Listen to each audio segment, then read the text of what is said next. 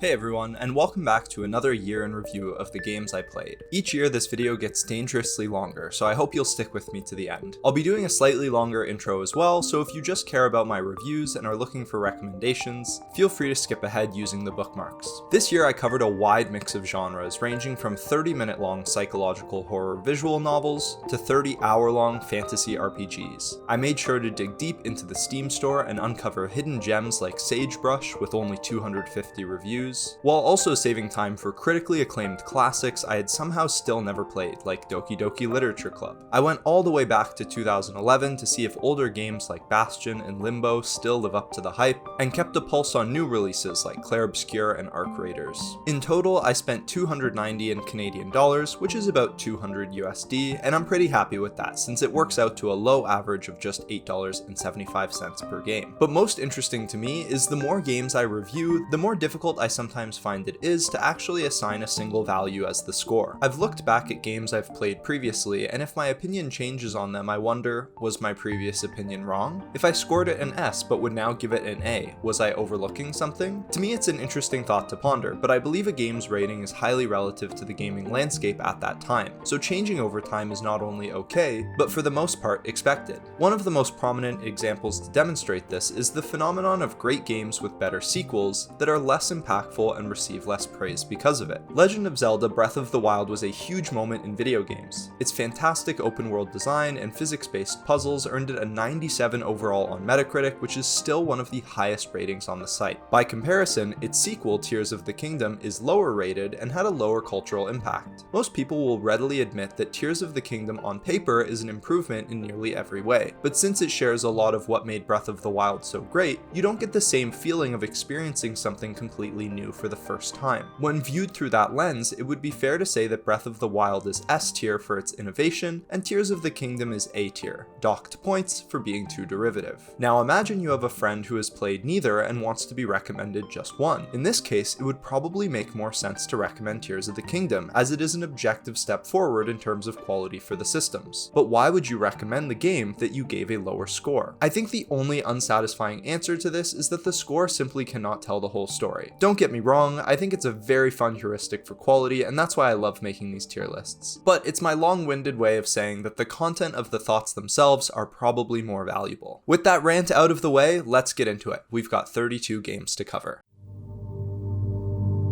Limbo is a creepy indie puzzle platformer set in a grim world devoid of color. The style was what immediately struck me as unique when I started playing. The lighting and atmosphere are striking, and foggy backgrounds give an impression of vast emptiness accompanied by unsettling shapes. Despite the monochromatic look and very simple control scheme, each section of the game feels memorable and unique in how it looked and played.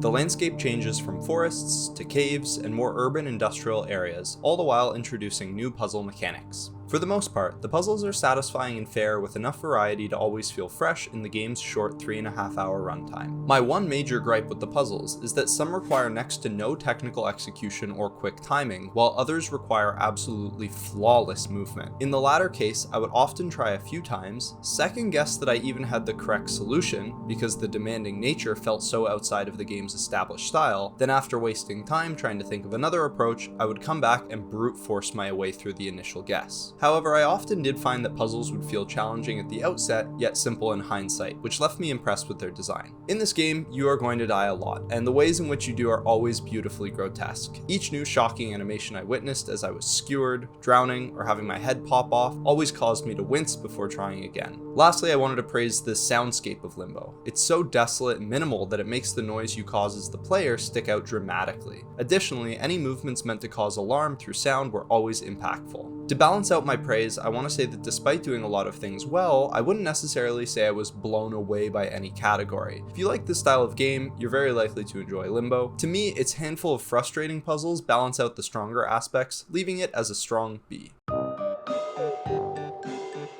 We Were Here Forever is the latest entry in the iconic co-op puzzle franchise from Total Mayhem Games. The most notable improvement over the rest of the series is the scale. Many puzzles are set in the largest play spaces yet, featuring lots of dynamic elements. The story is more cinematic, and the sense of movement throughout the game is strong, as you transition from dingy aquatic levels deep underground to freezing gondolas in the mountains. Puzzle design and variety hit an all-time peak here. One has you deciphering stories and matching characters based on abstract descriptions, whereas another has you translating messages from weird noises and mimicking audio to your partner. That one in particular was challenging, hilarious, and very unique. I also really enjoyed the flow and balance of some levels, which required lots of thinking up front, but once understood came down to perfect execution, always ending in a close call finish.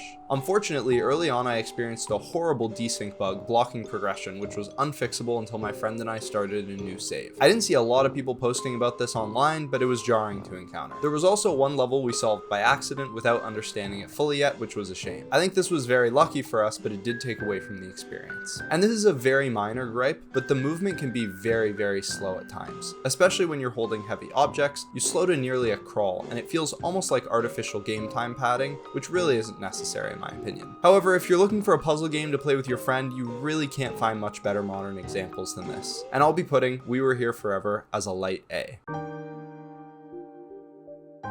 CrossCode is a pixel art retro style RPG, made with a lot of competence and has many strong elements, but ultimately a few too many flaws for me to overlook. I sunk over 30 hours into this game, and my notes range from very positive to very critical, so let's dive in. This game has a big narrative focus, and while the gameplay itself takes place in a very pixelated 8-bit world, dialogue sequences feature larger, more detailed character portraits, which did a great job at conveying this emotion. It felt easy to get attached to the characters early with such endearing reactions, rather than tiny sprites. CrossCode has a lot of mechanics, but the rollout is steady and manageable, letting you feel in control as it piles more aspects of gameplay to keep in mind. The combat is a mixed bag. Some specific set-piece encounters would require strategy and be surprisingly challenging, but roaming combat in open-world areas was just not that enjoyable compared to some other games. The handling of experience scaling also didn't do much to encourage spur-of-the-moment fights as you wandered between objectives unless it was the newest zone. This is the same for quests, which was a shame because there is so much side content in this game, it's impossible to do it all and have it all be worth it in terms of meaningful power progression.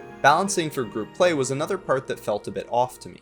Depending on your story checkpoint, you would have companions who are noticeably powerful, which is great, but when they're not there, things are just much harder. This meant I could attempt a side quest and fail, then do a main quest to get my companions partied back up with me, and return to the side quest to roll through it easily. It kinda makes sense, but it felt a little tedious to not be in full control of the order I wanted to play at times. I had the same conflicting feelings about world design. The setting of the game is that you are playing an MMO inside the game world, which lets them have a lot of fun with some meta humor. Levels and especially social hubs feel truly organic and authentic, as though they are packed with real other players. Exploration of new cities was always enjoyable, dense with quests, secrets, characters. However, one of the biggest focuses of the game is its movement mechanics and level design puzzles. Sometimes it worked well, and in every case I commend the intention behind it, but there was just so much backtracking mixed with confusing perspectives and an overemphasis on this aspect of the game that it just became frustrating as it went on. The visuals of the game feel a little flat, so working out what jumps you can make were often a part of the challenge itself, which I didn't enjoy. Sometimes I would spend 30 minutes straight just mapping out how far back I have to go to find a tiny obscured ledge to jump onto so I can make my way all the way back to another objective. I think some players could definitely enjoy this, and sparingly I liked it as well, but the amount of time spent on these style of challenges is what tipped the scale for me.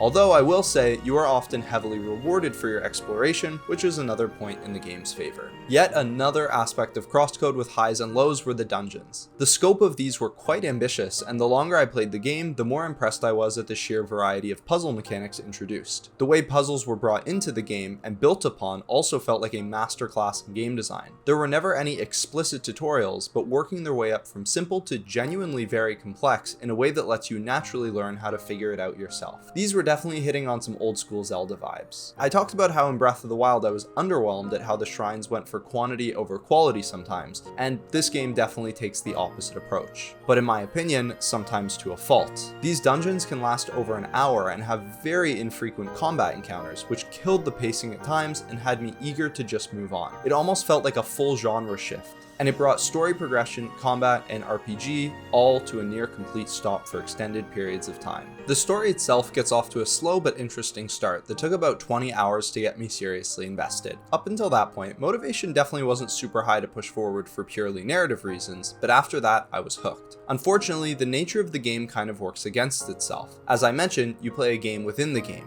The real story is trying to find more context and information about the real world, but you're playing this game in the meantime to help with that goal. Over time, as the real world story got interesting, it just made me care less and less about the fake game world. At the beginning, I'm happy to do these side quests, but by the end, I really just wanted the more important story information, which came infrequently and was sandwiched with long sections of content that was double fake. In general though, I did like the characters, and they were believably written as grounded, real people who just happened to be playing a game. They have lots of fun with that dynamic. The art is serviceable for sure, but not strong enough to be a reason alone to play it. The music as well, charming, but not a standout masterpiece. The RPG aspects let you go down different elemental skill trees, but in general, I still found some of the passives a little underwhelming. If you really enjoy games in this genre, feel free to give it a try. Despite my issues, I still find myself looking forward to the next game in development from this studio. I know there's a lot of talent and things that went right here. With a bit of polish, I think they absolutely have the potential to make a more focused and enjoyable experience. But for now, I'll be giving CrossCode a strong C.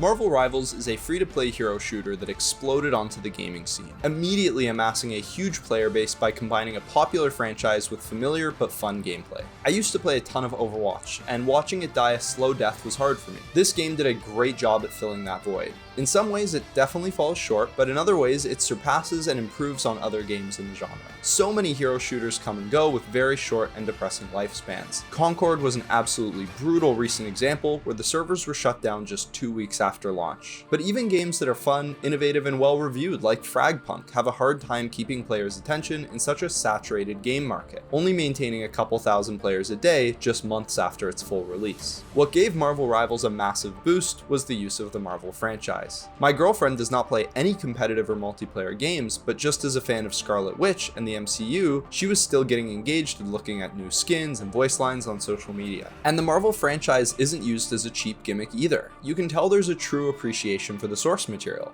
The game is full of niche comic book references, thoughtful synergies, and very detailed skins. The synergies are actually a great addition to the genre in terms of gameplay and a subtle way to shift the meta from season to season as new combination power-ups are added and removed. Some have definitely been a bit too strong, but others are just kind of fun and fit the lore well, like Rocket Raccoon sitting on Groot's back to give him passive healing. The range of kits across different characters allow for lots of variety, and it can be fun to shift your main role and learn a new playstyle from the ground up. Some characters have room for massive skill expression reliant on aim, others put a great focus on coordinating with teammates, flanking for assassinations, and the list goes on. This is a strength and weakness of the game that can be fun or frustrating depending on if you're dishing it out or receiving it. I mainly play tank, and getting scooped up by Wolverine and dropped off 50 feet in the enemy backline feels like the enemy is playing a completely different video game from me, but definitely keeps things from getting stale. One thing I noticed frequently is some characters would have such a dense kit with a high potential actions per minute that when I first started playing, I would think they're weak and underpowered. But then as I got more comfortable, my opinion would flip, which I think indicates good game design of a complex hero. Whenever the balance tilts too far in favoring one hero, hero bans do a decent job at keeping that in check. Yet another quality of life improvement common in lots of games, but was never present in Overwatch. I don't like making the constant comparisons, but to me as a gamer consuming this product, this was the true competition and choice I had to make. So let's do another. There were periods of time where Overwatch released 1 to 3 characters a year. Marvel Rivals has released 4 in just the second season, 3 more since then, and it's been less than 9 months.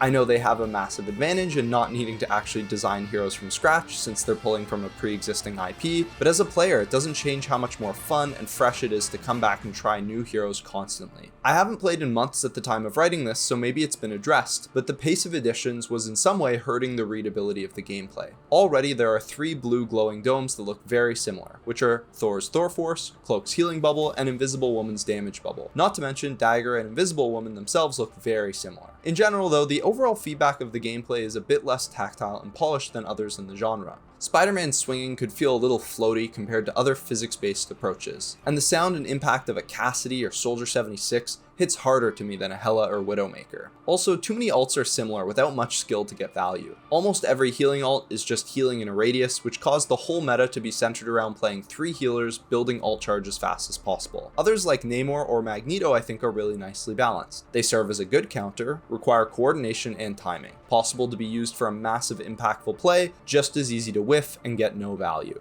Another issue I found was that convoy checkpoints in the payload game mode didn't always have a big clear objective, but would just rather lazily hit their distance threshold at some subtly marked point in the ground. Visually, this could sometimes be hard to keep track of without keeping an eye on the progress bar UI, which is less satisfying than a strong in-game indication. Some more out-of-date thoughts at the time, which are hopefully fixed by now so I won't dwell on them. A slightly wider tolerance of rank gap for queuing would be nice. Me and my friends had to make so many alternative accounts just to keep playing together, since we were always only one good or bad session away from widening the gap too far and the game restricting us to queue as a party. Massive rank resets feel weird when starting a new season, because if I'm GM and I drop to Plat, my first game is in Plat against other previous GMs, meaning the quality and difficulty of that match is at a GM level, so I might lose in Plat, but it doesn't feel like I deserve to, which is just weird. Not to mention, when things do even out and I climb back up, I get a couple lobbies of stomping real Plats on my way up. Gaining significantly more rank points than you lose up to a certain threshold just rewards playtime over skill. I would hit Diamond in 40 games with a positive win rate and get stuck with teammates who have a negative win rate but 200 games. This was odd and I didn't like it.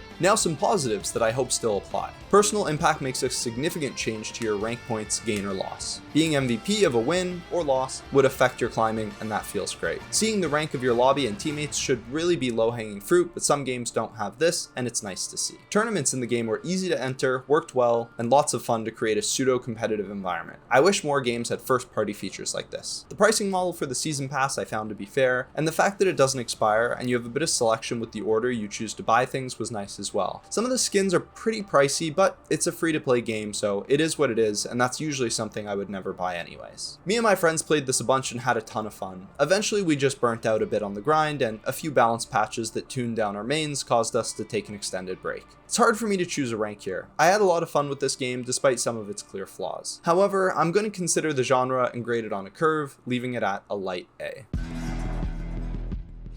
20 Minutes Till Dawn is a bullet hell action roguelike that had me absolutely addicted to its satisfying build crafting and charmed by the flashy minimalist style. As the title suggests, each run takes just 20 minutes to win. In reality, closer to 30 when factoring in decision time for leveling up. But still, the illusion of these short runs makes it so easy to always jump into another round, as the goal is clear and the commitment is minimal. The balance of randomization feels great. A win seems possible every round if you have good decision making combined with precise mechanical aim and movement.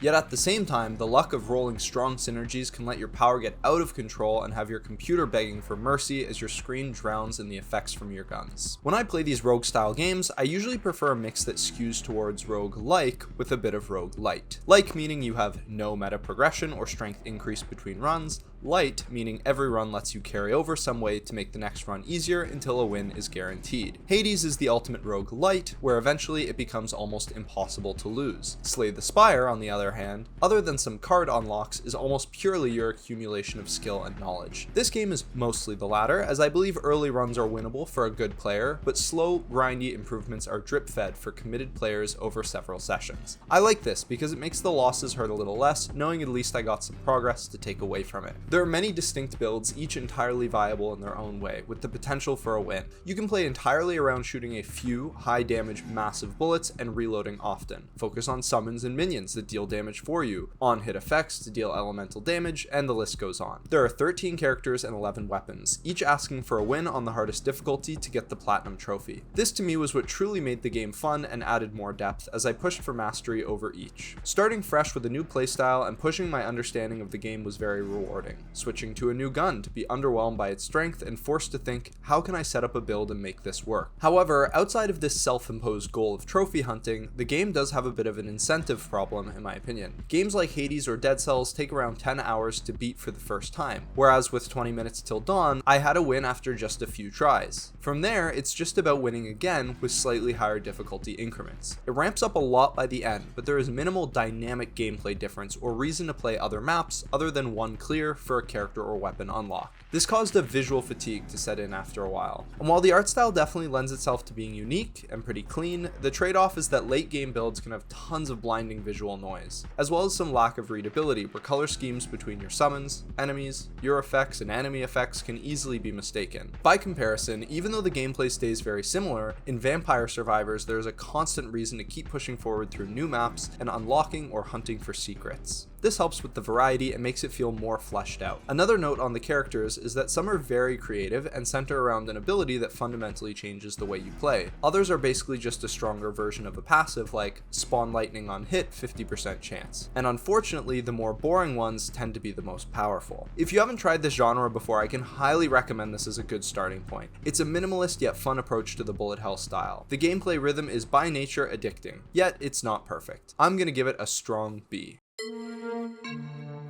Milk Inside a Bag of Milk, Inside a Bag of Milk is a short psychological horror visual novel. The art is unique and very surreal. The writing is unnerving and anxiety-inducing, yet also very vulnerable, and felt like a realistic depiction of mental illness. In just moments, I liked the protagonist and felt bad for her. Despite exploring some darker themes, the game is packed with creative tangents and funny gags that all worked well for me. There are a couple different endings which are enjoyable to explore, but a bit janky to experience since replaying means minutes of speed clicking through everything linear to return to the moments of choice. For just half an hour and a few dollars, I think Milk Inside a Bag of Milk, Inside a Bag of Milk is well worth your time, and I'm giving it a solid B. Soma is an atmospheric psychological horror game with haunting, memorable moments that stayed with me long after the credits rolled. It has a very strong start and hits the ground running with a compelling narrative hook. And even from this opening, the world is dense with detail to soak in. Open emails, loose articles, and notes on the back of photos all helped the world feel real. It's secretive and unsettling without being in your face. The game released in 2015, so some technical aspects of the art feel a bit dated, like some lower poly models and low resolution textures. But for the most part, these fade into the background due to the strong art design with particularly great lighting and fog. Seeing the hazy silhouette of huge structures in the distance never got old. Light is also used excellently to guide the player towards narrative objectives. The tension and release as the scale of environments changed successfully triggered fear reactions from claustrophobia, the fear of tight spaces, to thalassophobia, the fear of deep open bodies of water. I do think the chromatic aberration was a bit strong, and I preferred the look of the game after I disabled it. As for the story, it features incredibly well fleshed out dystopian futuristic ideas, alongside deep, profound commentary on sense of self. I'm not exactly a philosophical expert, but some observations on the way we rely on our environment to determine the way we see ourselves was super interesting and a new perspective for me. And again, for the more technical sci-fi aspect, the amount of little pamphlets, promo videos, etc. all really pushed the development and immersion of this narrative setting. Voice acting had very strong points as well, with haunting moments of agony that made me genuinely uncomfortable to listen to. The main character asks a lot of smart questions and copes with their situation in mostly realistic ways. I felt a bit conflicted at times when they had an overly cheery reaction to some grim moments. On the one hand, it came off as much needed levity in such a dark game, but on the other, it could feel jarring as the emotional disconnect between myself and protagonist was large in those moments. Now finally, the gameplay. It's super light. Some mild stealth mechanics that to me were just annoying and slowed down my story progression, so I turned them off to play in peaceful mode. No explicit puzzles, but some simple problems to solve, mostly revolving around finding items, open doors, and that sort of challenge. It obviously fits within the genre. It's light stealth horror with an emphasis on the story and atmosphere, which is fair. But at the same time, because of the setting, I naturally compare it to a game like BioShock 1, which was able to deliver a memorable story and great atmosphere on top of enjoyable combat, which is not present here. Soma is a great game, but because it lacks that fun factor for me, it's hard to recommend it to everyone and put it in S. However, due to its strength and memorable lasting impact, I'm going to give it a light to solid A.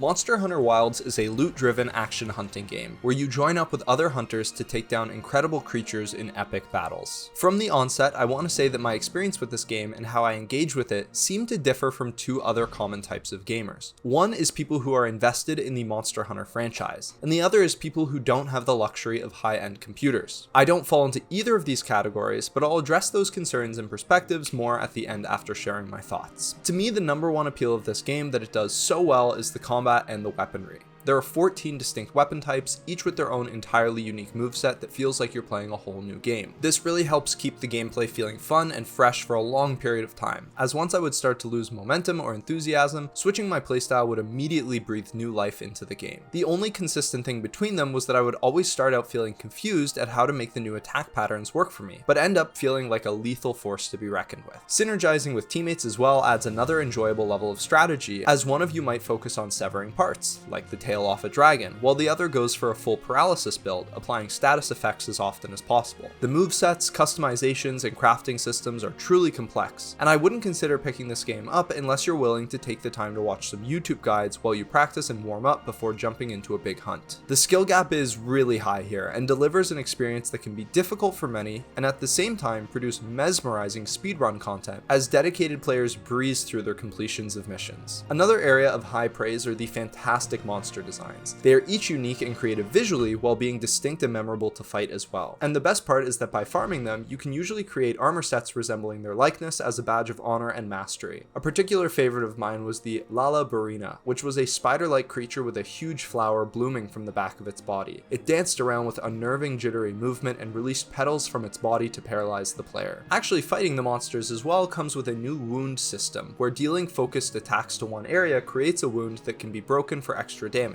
This was very satisfying to pull off and adds another strategy on top of breaking parts like a leg or severing parts completely. These come with both loot rewards and combat rewards, sometimes limiting the creature's movement after they lose a relevant part of their body. And the monsters are complemented beautifully by incredibly dense and detailed environments. The amount of roots in the jungle had my GPU begging for mercy, and the action set pieces that take place in these environments during major fights, like a lightning-filled sandstorm, were just straight up awesome. But easily the greatest feature is the cooking animations. I mean, what on earth compelled them to have such realistically melting cheese in a pan? I'm joking obviously, but still a ridiculously entertaining moment, an important part of the pre-hunt prep. Now onto the negatives. With these live service games, much can change, and I'm writing this with months of development behind me, so I'm always hoping these things have been improved on. But the multiplayer design is downright inexcusable. Trying to do the campaign with friends is painful, and it's not like co-op is an afterthought. Hunting parties are encouraged and highlighted in the marketing, but progress isn't shared, and players can only join during specific segments of each mission. So trying to play with a friend looks like this. They beat the mission ahead of time. Sit in Discord while I do a 10-minute intro of following an NPC and collecting bugs while they give story exposition. Fight triggers, friend joins. Fight ends, they are booted so I can be alone again for a 3-minute cutscene. Rinse, repeat. Once you beat the campaign and have more freeform progression, this is way less painful, and that does take up a lot of the game, but still, it was a joke. Even the invite system is convoluted with parties that are separate from environment instances, and at this point I can't even remember which is which. There is a skill to partying up that isn't immediately intuitive. While exploring the world, having auto track available for your objectives while on mount made me lose any attachment for memorization of the levels. When I played Monster Hunter World years ago, the only other franchise title I played, I had to memorize and soak in each map. Here, I simply press follow and zone out until I'm there. I understand it's a quality of life feature, but for a game about the hunt that does so many other little things well to improve immersion, this breaks it for me. I also didn't love having little mini bases everywhere in lots of different maps. I appreciated the strong identity and sense of a social hub like the main one area in Monster Hunter World. It also felt like rare drops and the excitement of getting them wasn't as present anymore. There isn't really that 10% drop rate item, since you can usually find quests that guarantee a drop and farm it several times. I'm sure there are still some mega late game grinds, but for the most part the difficulty and the grind all felt a bit too much on the easy side for me. Lastly, the story was a bit underwhelming. It wasn't horrible, but I just found the fighting so much more fun that the slow pacing of following some characters around in between had me eager to skip through it. And finally, to touch on the other user reviews. This game is currently sitting at mostly negative on Steam. The number one complaint seems to be related to performance and crashing. So if you're running with a lower to mid-tier PC, I'd probably stay away. Other people will mainly make comparisons to other titles about niche mechanics and say they prefer those approaches, which is hard for me to comment on at all. To me, Monster Hunter Wilds delivers a fun and pretty action experience killing monsters. The rest is pretty forgettable, and for that, I'm gonna give it a solid B. Cyberhook is a vaporwave parkour 3D platformer that lets you soar through cleverly designed levels as you chain momentum and nod along to electronic music. It's a game that is immediately fun from the second you start playing, because it's a simple concept that slowly ramps up the difficulty as you progress through the stages. Each level acts as an open-ended movement-based puzzle that requires one part planning and one part mechanical execution. It was immensely rewarding to chip away at a level trying to go for a 3-star completion as you take away a couple seconds each time and then finally slip under the threshold. It isn't even uncommon to find yourself in situations where you're finishing with just tenths of a second to spare. The screen effects representing your speed make you feel as though you're uncontrollably fast, which adds to the great feeling of racing through to the finish. There's a good level of skill to be learned in the timing of transferring your weight and keeping your momentum that I improved at over time. After you finish a run, you see your global ranking, which is amazing and a feature that should be in every game. I love stats in games, and the more tracking and comparison the better. It gives a great benchmark and goal for improvement, but also lets you see aspirational levels of gameplay. After struggling through a level to finally get a solid clear, I would sometimes watch the footage of the top players, and my jaw would drop as they beat it in half my time. Being able to directly preview their own footage as well is another fantastic quality of life feature for a game of this style. There were, however, some achievements like running a certain distance, jumping a certain distance, etc., which from what I could tell were not globally tracked, and I found that disappointing. The art is clean and readable with a pleasant cybernetic aesthetic. The music is frantic and groovy, and the sound effects feel perfectly glitchy and digital, well settled into the style of the game. There is some comedic narration throughout the game, but for the most part I wish the game didn't even try with the story. It kinda hyped up some bad guy boss, and then when you meet the threshold for completed levels, which is a very low bar, it basically just says, "You earned your freedom," and returns you to the title screen with no changes. Then I realized the narrative wrap-up was behind a DLC, which didn't feel great. I also wish they respected the player more with a higher threshold of stars for progression along the way. Cyberhook is literally a time trial game, so I imagine most people playing it want to do well, not just coast by on 1-star completions. I was personally going for a 3-star on everything and was always unlocking new stages well ahead of where I was currently playing. Overall, the game is super simple. I had a couple minor nitpicks, but for the most part, if it looks cool to you, you're likely to have around 5 good hours of fun. I'll be giving it a strong B. Babbdi is an atmospheric, surreal adventure walking sim with an incredibly unique and enjoyable setting that only takes about an hour to explore. I went into this game completely blind, as I recommend for all of you to do, and the sense of unnerving exploration I had was unforgettable. It's an extremely organic and open-ended structure. There is a loosely suggested objective to eventually complete, but I was more focused on following every whim and thing that caught my eye, which was a lot, since everywhere you stand has several points of interest within your field of view. The environment feels simple, but at the same time the sense of space and atmosphere is masterful, and the level design is packed with rewarding secrets. This truly is an example of, if you can see it, you can go there. The buildings and structures are wrapped with low resolution textures, yet somehow everything seems to fit together smoothly. Running into characters and looking too close at them is another jarring and unsettling thing to experience as you witness their blank and disfigured faces. For the most part, the town of Babbdi is abandoned, yet I couldn't stop feeling like I was seeing things out of the corner of my eyes. The whistling wind being one of the most prominent sounds helps constantly remind you of this. Another cool sound design choice was the muffled electronics, which were appropriately disturbing given the setting. Also, a quick moment of praise for the UI, which feels like you're looking at taped together digital magazine clippings while tripping on acid. In terms of actual mechanics, it's light, but a handful of the tools are each fun to use and open up exploration in a unique way. There's a simple zoom feature, which isn't anything groundbreaking, but it fits in really nicely, and for such a minimalist game, I'm happy they thought to add it. You can beat Babbdi in just an hour, and to me, the biggest disappointment is that I wish they did a little bit more with the storytelling. I enjoyed my time, but having a bit more to chew on and keep my brain occupied after I wrapped up would have been appreciated. There's definitely a handful of eerie sets with environmental storytelling, and the mystery is part of the charm, but still some added depth could have bumped this game up a notch for me. Babbdi is free, short, and incredibly unique. I'll never get tired of these sorts of games that execute well on a creative idea and leave you before it goes stale. I'm giving Babbdi an A.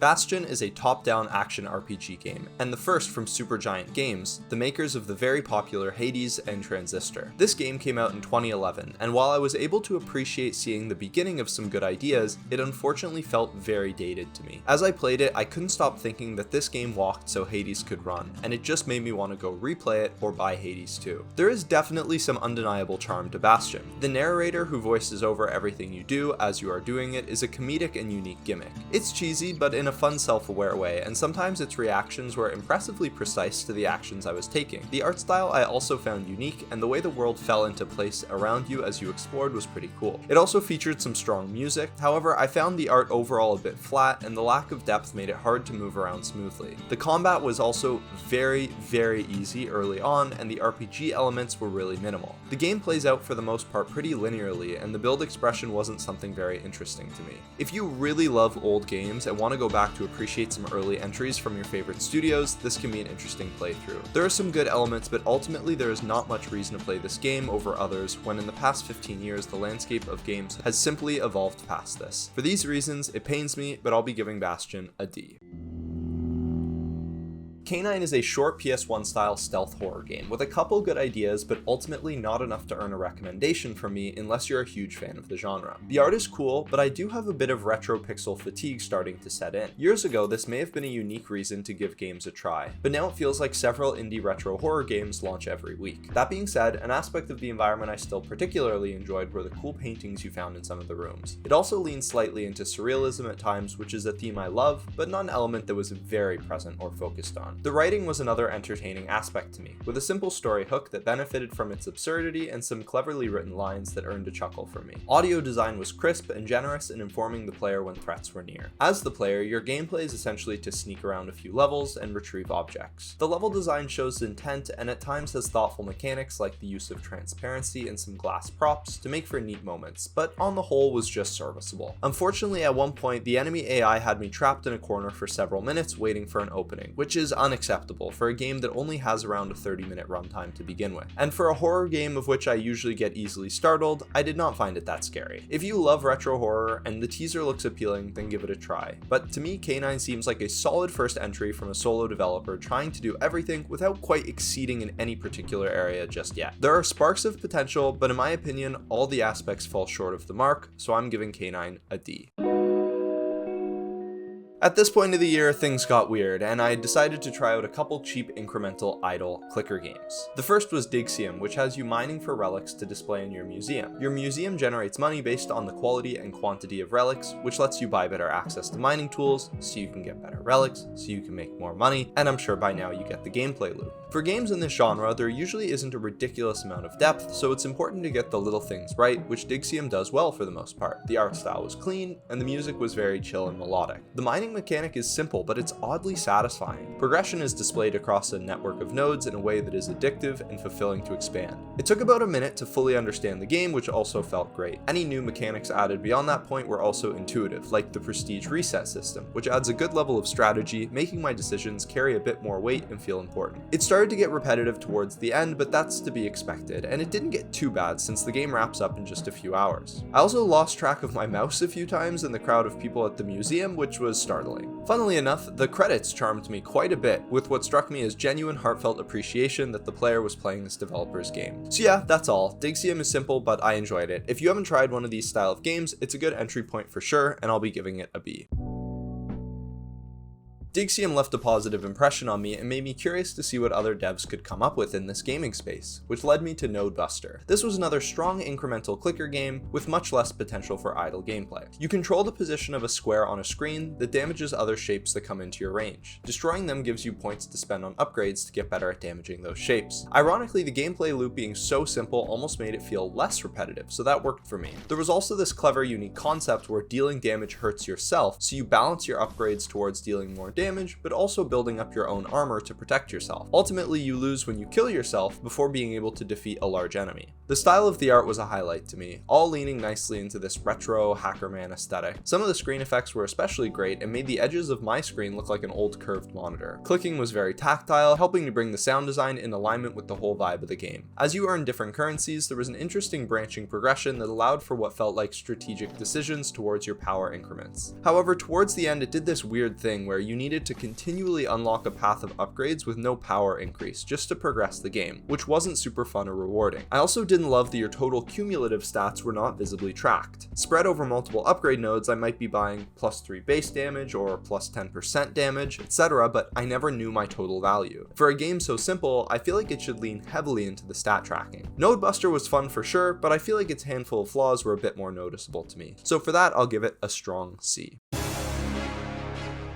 FlyKnight is a first-person retro action dungeon crawler that nails an old-school aesthetic in nearly all aspects, but lacked the depth to leave a big impact on me. To start with the positives, the world is very fun to explore organically. I played co-op with a friend, and for the first hour we had no plan, no waypoints, trying to find cool stuff and get lost. This was great and helped by the deeply interconnected map design and a clever artistic effect that places a dark fog not too far from the player, giving an illusion of a much grander space than the reality. The exploration feels so organic because you have a good understanding of the mechanics early with little explanation and an open-ended pursuit guided with minimal assistive UI. Catchy and sometimes sinister music marches through your ears, reinforcing this immersion into the setting. Animations are stepped for the character movement, but not the world, which is another fun stylistic choice. And as you explore, you find tons of cool weapons that each have their own swing pattern and unique feel to them. The writing can also be pretty funny, so I'll give some kudos there. However, this is where my praise ends and I have to start picking things apart. In general, the combat felt quite floaty to me. There were some satisfying aspects like a good parry and the dismemberment, but in general, it lacked the feedback and precision to make it feel tactile and responsive to my input. However, my biggest problem by far is that for a game with so much focus on loot, the power increase from it is completely inconsistent and the progression is often backwards. This killed my entire incentive to explore by the end of the game. It only takes about 3 hours to beat and has around 40 weapons and shields you can get, yet often after going off the beaten path, fighting through mobs of enemies, scaling across narrow bridges, I would open a chest with worse loot than my literal starting gear. This was baffling to me. It also made no difference since the difficulty ramp up was very subtle and bosses provided not much of a real challenge. One boss in particular locked aggro onto me with a ranged attack that couldn't reach. It continued to launch projectiles just short of my feet for 2 minutes while my friend slashed at its side until he was dead. That really killed my immersion and enthusiasm heavily.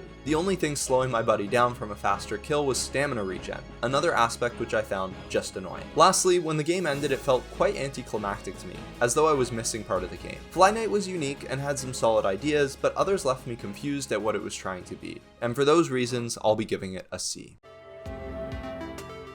Novalands is a cute automation crafting game that feels like a bite-sized Factorio for better and for worse. As usual, let's start with the positives. With most factory building games, you end up making different systems and lines of production in separate areas with their own specialization. For Novalands, this is built into the game with a map design that features disconnected but bordering islands that carry different resources and have a distinct visual theme. This establishes a perfect setting for creating unique productions of specific items on each piece of land. Then it adds a layer on top of how you will effectively move these things around. The limited play space forces you to come up with neat and optimized solutions. Something in this game more common in pure survival games was the presence of gaining experience in levels, which is something I appreciated as it added another simple form of progression to work towards. While you advance through building more complex factories, there are new additions to how you craft, but it starts to stagnate. A way they give some breaks to the player is by adding some secondary objectives, even including activities like minigames, which for the most part I took as a welcome addition. There was even a specific mechanic for AFK farming where you can build a house to sleep in, which I thought was cool, and it surprised me that I haven't seen a game use this before, since, let's be honest, with these types of games you can make tons of progress just leaving your computer on idle while you go do something else. Leaning into that and acknowledging it was pretty neat. Also worth mentioning, there were some boss fights which had solid mechanics and added a couple more standout moments to work towards and space out the grind. Lastly, the genre is just inherently addicting to me. Even in moments where I grew bored or felt myself losing interest, there was a voice inside my head telling me the factory must grow. Now, while the limited play space and map design came with some benefits, for me this bite-sized approach subtracted from my enjoyment more than it added. The depth and freedom I was looking for felt short, and at times I felt kind of directionless. Unfortunately for Novalands, I always compare these games to my gold standard factory builder, which is Satisfactory. In that game, my goals are always crystal clear, and by comparison, Novalands was not up to par. While the map size does force you to work well in a confined space, it usually just ends up feeling a bit cramped. Inventory management is an absolute nightmare, resources are overflowing on the ground, and your hotbar is limited, meaning I am sometimes just dumping my inventory and having it fill up with other junk faster than I can dump it again. Since the ground is a valid spot for overflow, my islands were sometimes covered with loose resources which looked a bit gross. The UI of the game, while serviceable, felt a bit amateurish, which is something I usually don't pay attention to. There is an oxygen mechanic which pulls you back on a timer to replenish and harvest, which was a plate spinning mechanic I found a bit annoying. This genre is about being thoughtful and planning, so having your flow interrupt interrupted by this alarm kind of broke the fun. Restrictions are built into the game design at many levels, one of which is how you harvest resources. You can only have 5 bots working on each island, and they are set to 1 role each. Well, on an island where you want to make steel, you will need to farm copper and iron, but to smelt it you need wood. You set up 3 mining bots, 1 collector and 1 defender, but realize they aren't collecting fast enough. From there it's just a matter of shuffling things around between islands to optimize, or placing upgrade chips in the bots so they work blindingly fast. I'm conflicted because it isn't necessarily the worst mechanic ever, but the limits and restrictions felt oppressive at times. Ultimately, I feel even the developers know the lack of scaling is an issue, since later on in the skill tree you have upgrades like buildings don't require iron anymore, so you can tear down older production lines and replace it with new ones instead of continuing to build outwards. If you haven't played a factory game before and enjoy cute cozy games, I still think Novalands has a lot of fun to be had. For me, looking for something a bit more intense, the negatives tip the scale into this being a C.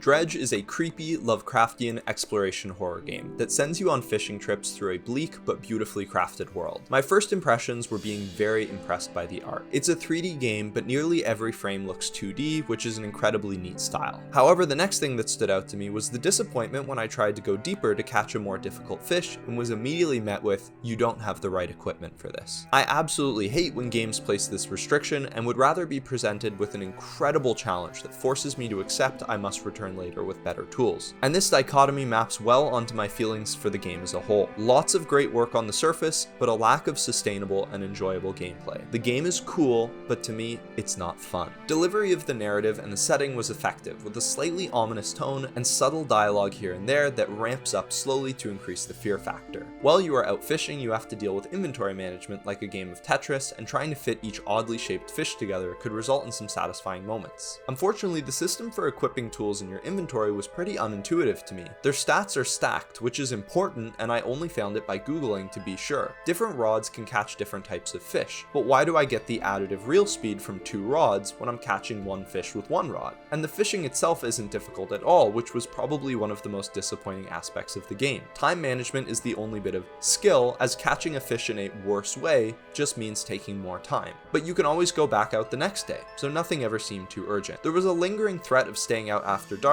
but after hours and hours of gameplay, I hadn't encountered this once, since it was so easy to manage the timing of my trips. Eventually, I was forcing myself to stay out late out of curiosity rather than by accident. This definitely breaks the immersion and setting of the game, because when played smartly, a lot of the time it just turns into a chill fishing game. One part of the skill expression I did enjoy was learning to recognize the subtle difference of fish shapes below the water, so I could choose which ones to go towards and which ones to avoid. The way time passed only when you're moving or performing actions is also a fantastic implementation to simulate the realistic passing of time, while your actual game time isn't nearly as long. There are a good amount of parallel quests that often had me trying to map optimal routes that ensured nice overlap in my objectives. I mentioned earlier that I wasn't too scared of anything and the game was easy. Well, this breaks apart a bit towards the mid-game when you run into some entities that can one-shot kill you out of nowhere. I found this to be more infuriating than scary, and the lack of counterplay was annoying. Another frustrating mechanic was fish rot. I understand the intention, but for a game so overwhelmingly split with side objectives, it felt very punishing. The game is asking to be explored, but then constantly punishing you for doing so. I would fish a bit, see some valuables, see a resource, deliver an objective, stop to rest, return to sell my fish, and they had all turned to rot. Every time I followed my natural drive to get distracted and wander, it felt like it wasn't worth it. Since your inventory and time are both so limited, I felt I had to ignore as much as possible, do one thing at a time, and eventually this just got really repetitive and tiresome. This, combined with the fact that there is a lack of strong central purpose where every objective feels like a secondary fetch quest, my enjoyment curve fell off hard after a strong ramp up early. To end on a positive note, I'll praise the world once more. Sometimes I found myself fixated on just the water, taking in how the color changes as you look at the rocks and shapes below the surface, but what really caused awestruck moments for me was the random moments of aquatic life passing by. These beautiful encounters gave so much life to the world, even if they didn't really affect the gameplay. As I said when I opened up this section, to me the game was cool, but it's not fun. Lots of neat ideas turned boring fast when the repetitive nature and overly punitive gameplay settled in. But hey, this game was nominated for Best Writing, Best Indie, Best Debut, and more, so I definitely feel like I'm the odd one out here, but I'm giving it a C.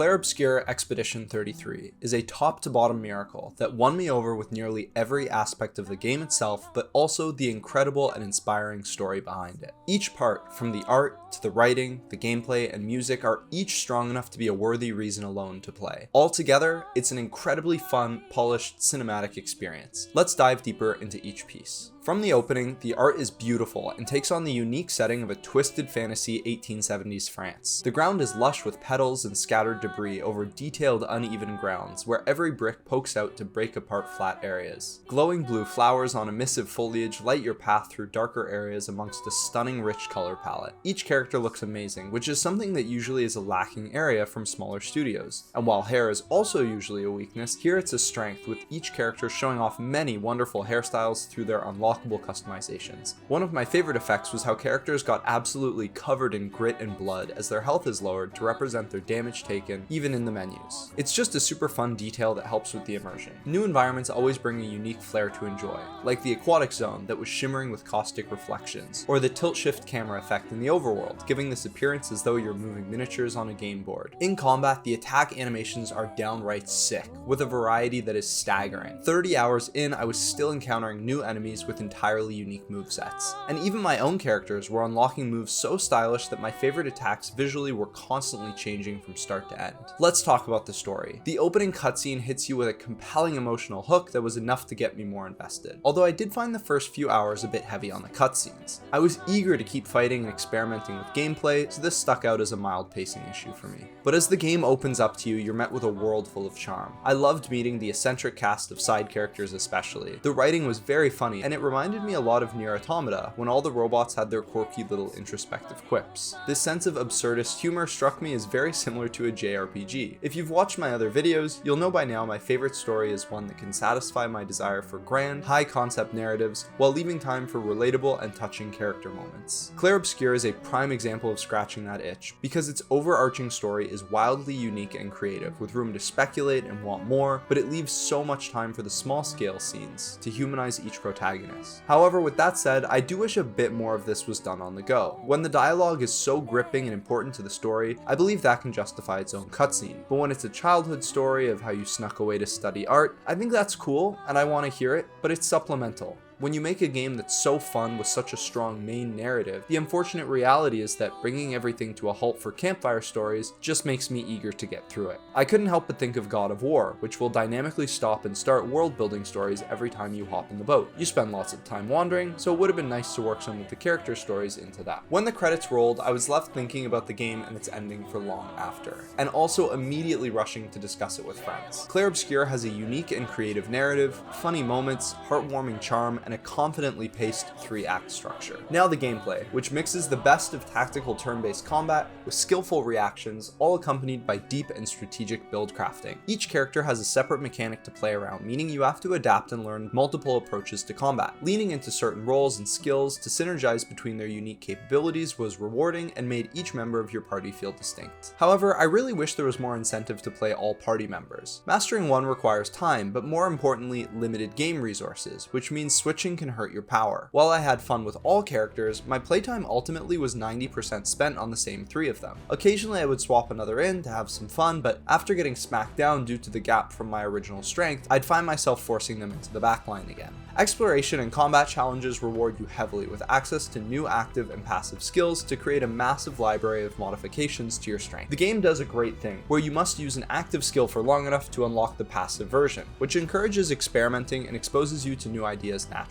Build crafting felt incredibly deep, but at the same time intuitive. There are many games so complex that I will happily Google the meta and conform to it. With Clair Obscur, it was a joy to discover my own game-breaking strategies that felt overpowered in my own way. I loved talking to friends and finding that we played the same game entirely differently. I, for example, spec'd strongly into fire attacks and building up a passive burn, while someone I know aggressively heal-botted his members to sustain everything he could. Although with all the praise for builds, one major thing missing to me was an ability to save loadouts. Especially with enemy weaknesses and solo combat challenges, having to take screenshots and remember felt a bit janky considering all the time that goes into the setup. On top of this, you have the quick time events, which are possibly too strong, but give incredible flexibility towards mechanical skill skill expression in a typically more tactical genre. Fights which should be on paper unwinnable can technically still be won through flawless battles of attrition and perfect parries or dodges. This feels fantastic to pull off. There is also a wide range of difficulty to satisfy players who want a brutal challenge in some optional endgame content, but also for more casual players who will be able to comfortably beat the main campaign. I really appreciate this in games because it's accessible, but lets people who want to push it to the limits. On the whole, I thoroughly enjoyed the gameplay and specifically the combat, but I'll end with a few more scattered critiques. The movement is janky. That's far from the focus, so it's acceptable, but there are a couple jumping puzzles purely for collectibles that do not feel great to play at all. No in-game tracking of enemy weaknesses also kinda sucked. While there is great enemy variety, some can look similar and the sheer quantity made it annoying to keep track of elemental strengths. When I forgot, and it was important, I would just Google it begrudgingly, so I would prefer if stuff like this was accessible through some in-game monster log. Lastly, I think the map design can be a bit weak at times. Moving through areas did not always have a distinct or memorable flow to them, and backtracking large distances with no map for the Metroidvania-esque areas that are now accessible was not a smooth or seamless aspect. My music section will be brief since it's not a strong area of expertise for me to comment on, but that being said, it went unbelievably hard. What impressed me endlessly was the variety in styles combined with the mastery and depth of each track. There are serene orchestral pieces with angelic vocals, and then during a fight you get slapped across the face with a jamming groovy bass line, begging me to jump out of my chair. It's one of the best video game OSTs I've ever heard.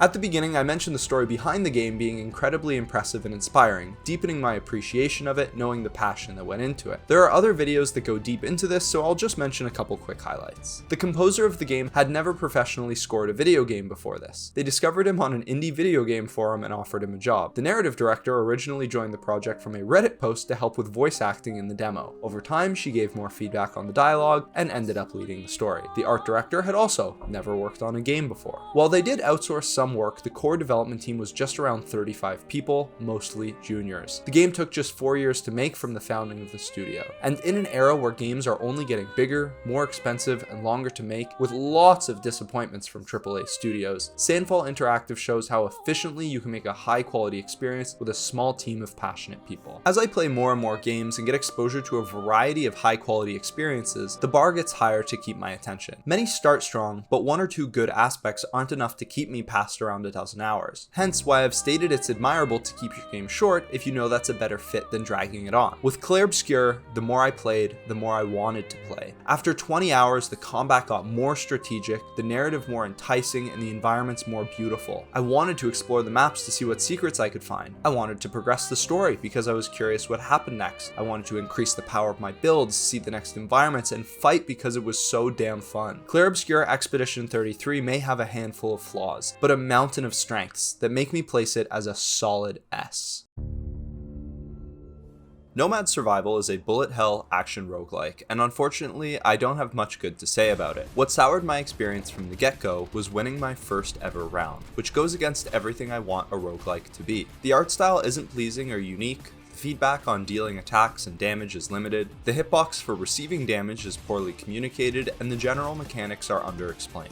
Different abilities rarely feel like they have synergy, the reroll ability is too strong and negates the RNG, and the UI gives me a headache. From launching the game, you are immediately given access to controlling the game speed, difficulty modifiers, many characters, and it's all just information overload. If anything, all it did was make me appreciate the starting simplicity and slow rollout of 20 minutes till dawn, which gradually uncovered its variety and depth. If you love this genre and the idea of tons of customization and sliders right off the bat sounds good, then maybe you can give this a try. But with minimal exposure to the genre, it already feels to me like a weak entry with not much reason to play, so I'm giving it a D.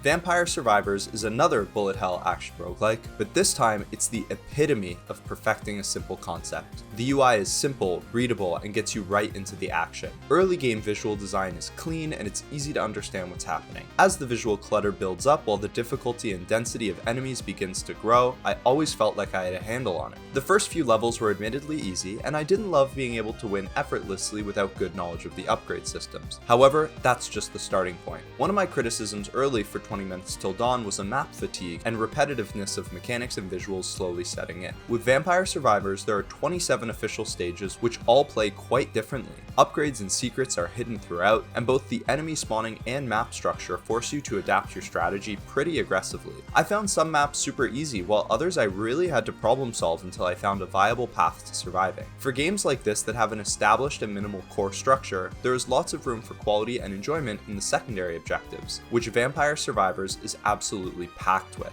Every time I started a new run, winning was of course the primary goal, but alongside that I was consciously progressing towards a massive list of other unlocks, like characters, maps, and abilities. Meta progression is decent as well, strikes a good balance for what I'm into. You get strength increases slowly over time, but never to the point where it can overwhelm and negate bad decision making or poor play. Another small positive point is the stat transparency and tracking for damage everywhere. I love when games do this. The music is also fantastic, featuring a modernized retro mashup. It's electronic and catchy without forgoing its gothic undertones, living up to the vampiric theme. Now onto the negatives, or just trade-offs that this game chooses to make.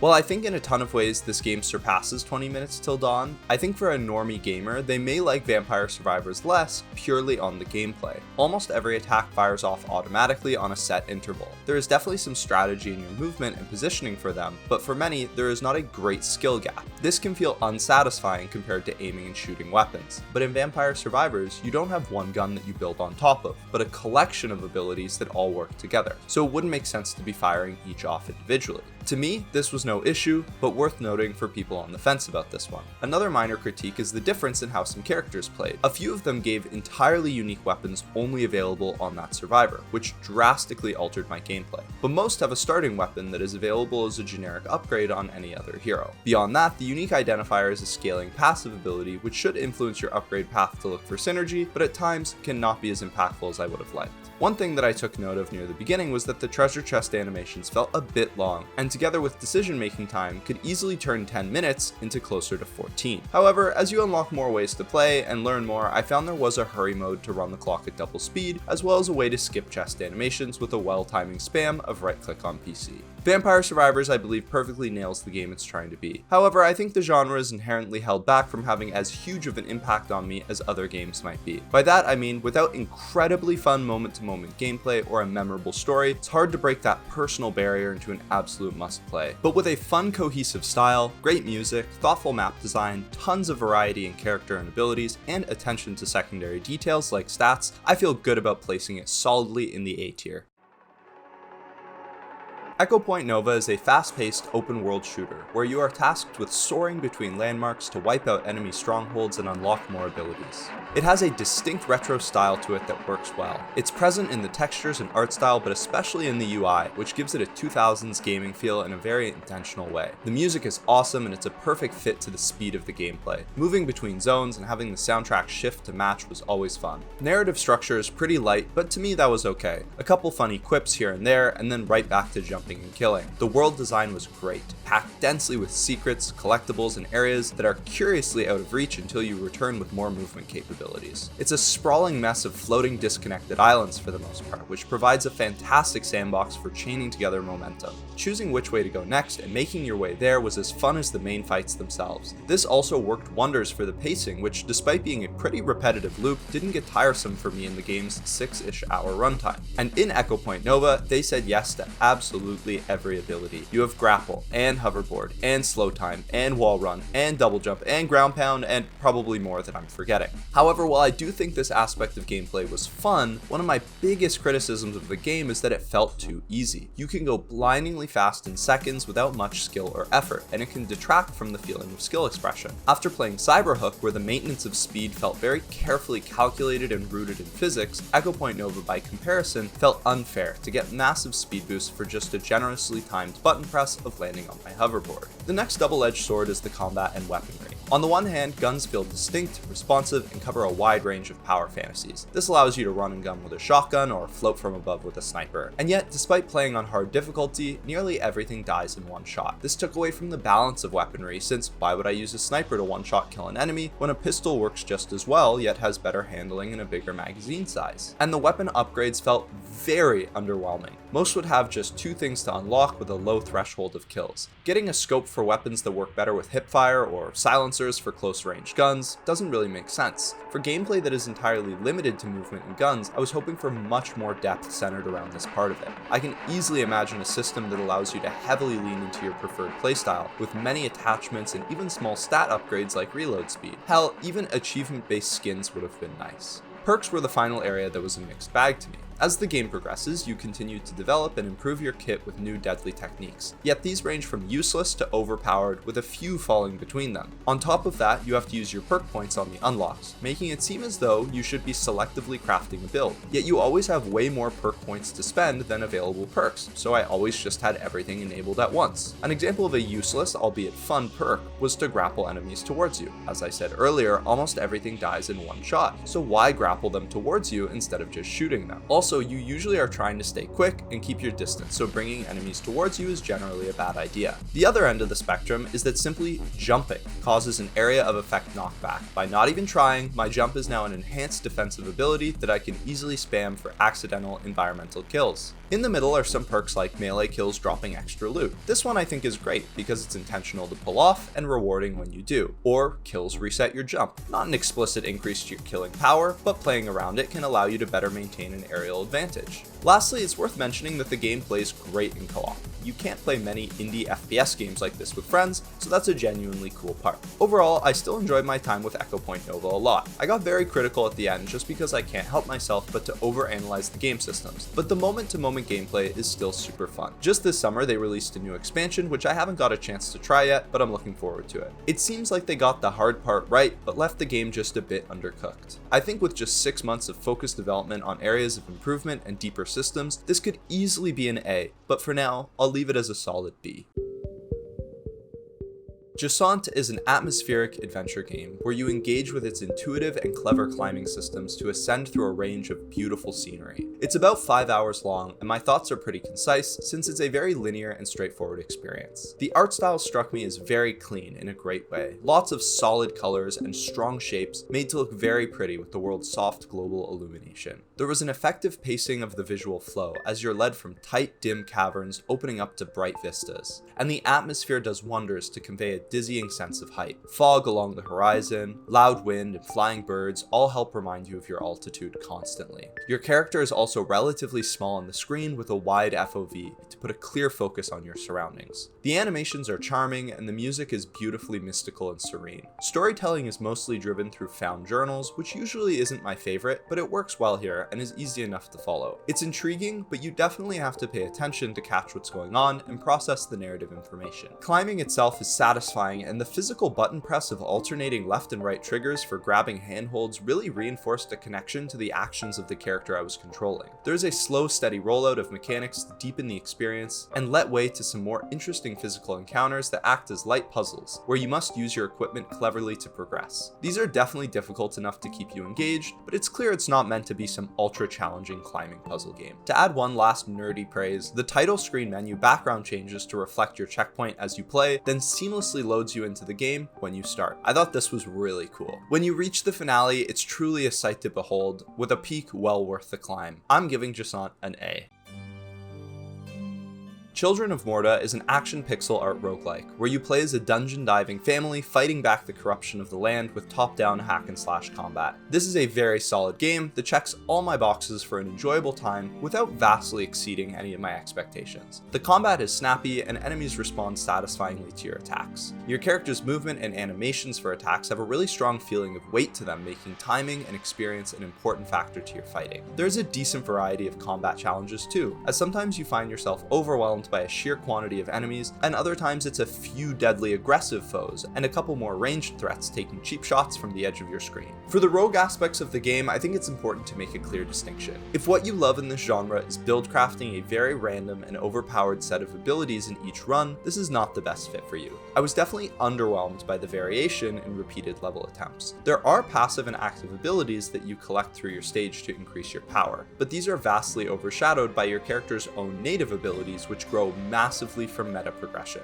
The options for spending currency are not as subtle and lateral as new RNG unlocks. They are straight up increases to your damage, health, blocking, etc. I didn't mind this, it's just different. And for a change, it can be nice to know that run after run, you are growing more powerful even after a poor performance. It makes for a more linear and casual experience compared to games like Risk of Rain 2. Where it shines to me, however, is in the variety of the gameplay across the characters and how the progression encourages you to swap. With 7 family members to choose from, you can play the role of a mage, archer, assassin, tank, swordsman, or more, each feeling very distinct in the way you play. Some encourage getting hit and hitting back harder, playing in the face of enemies. Others are agile and benefit from keeping distance. So while the variation in per run power-ups wasn't all that impressive to me, what kept things fresh was how often I swapped characters. However, oftentimes for me this isn't enough.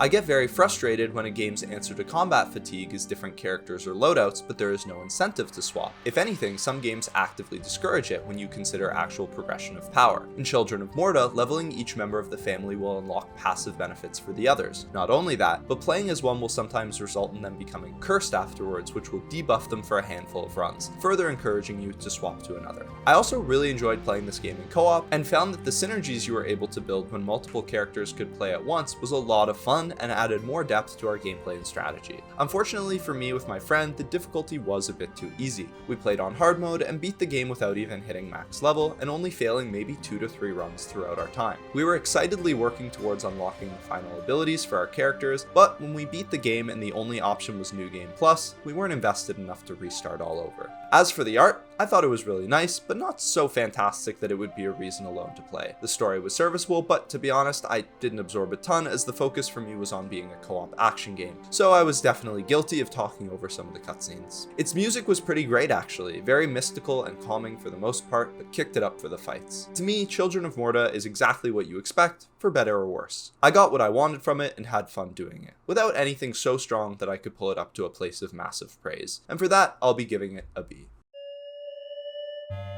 Domekeeper is a mining action roguelike that had an addicting start with a sharp fall off that couldn't keep me playing past 3 hours. This will be short for me as I didn't force myself to continue playing and develop a more nuanced criticism of the game, but I still thought I'd share my initial thoughts. The basic mode has a simple loop. Dive down into the mines to gather resources and return to the surface base to upgrade your defenses against enemies or increase your capacity to mine more efficiently. It's not a bad premise at all, and the balance of staving off destruction from your shelter and powering up your character was interesting and at times strategic. I think the game suffers from 3 main things. First is that it gets repetitive very fast. Domekeeper has a very minimal meta progression and to me underwhelming per run randomization, which means you're doing the same thing with the same level of power every time, just hoping to squeeze out a bit more efficiency on your decision making. There are not enough gameplay systems at play to keep things interesting for me. The mining is actually pretty good too. There are some fun abilities that take out blocks in different ways, but it's just not enough to sustain run after run after run of just mining. One of the primary mechanics is the weight of resources, and as you get deeper, you just spend a lot of time carrying things back to your base. Second is the lack of feedback. Rounds can be very long and upgrade paths are very open. When you're doing poorly, it can sometimes take 10 minutes to even realize it, and then you have nothing to show for your efforts and you're not sure where you went wrong or what to change. Third is the challenges, which ultimately put me off the game. In the standard game mode, you have a steady flow of attacks periodically that pull you back to the surface to upgrade your defenses. However, the first challenge available that I played changed this so you have 20 minutes to prepare and focus on mining, followed by one huge assault on your base. In theory, not a bad idea. It could be an interesting way to subvert the usual cadence of gameplay. But in terms of game design to teach the player, my experience was horrible. Since this was my first challenge, my game knowledge was minimal.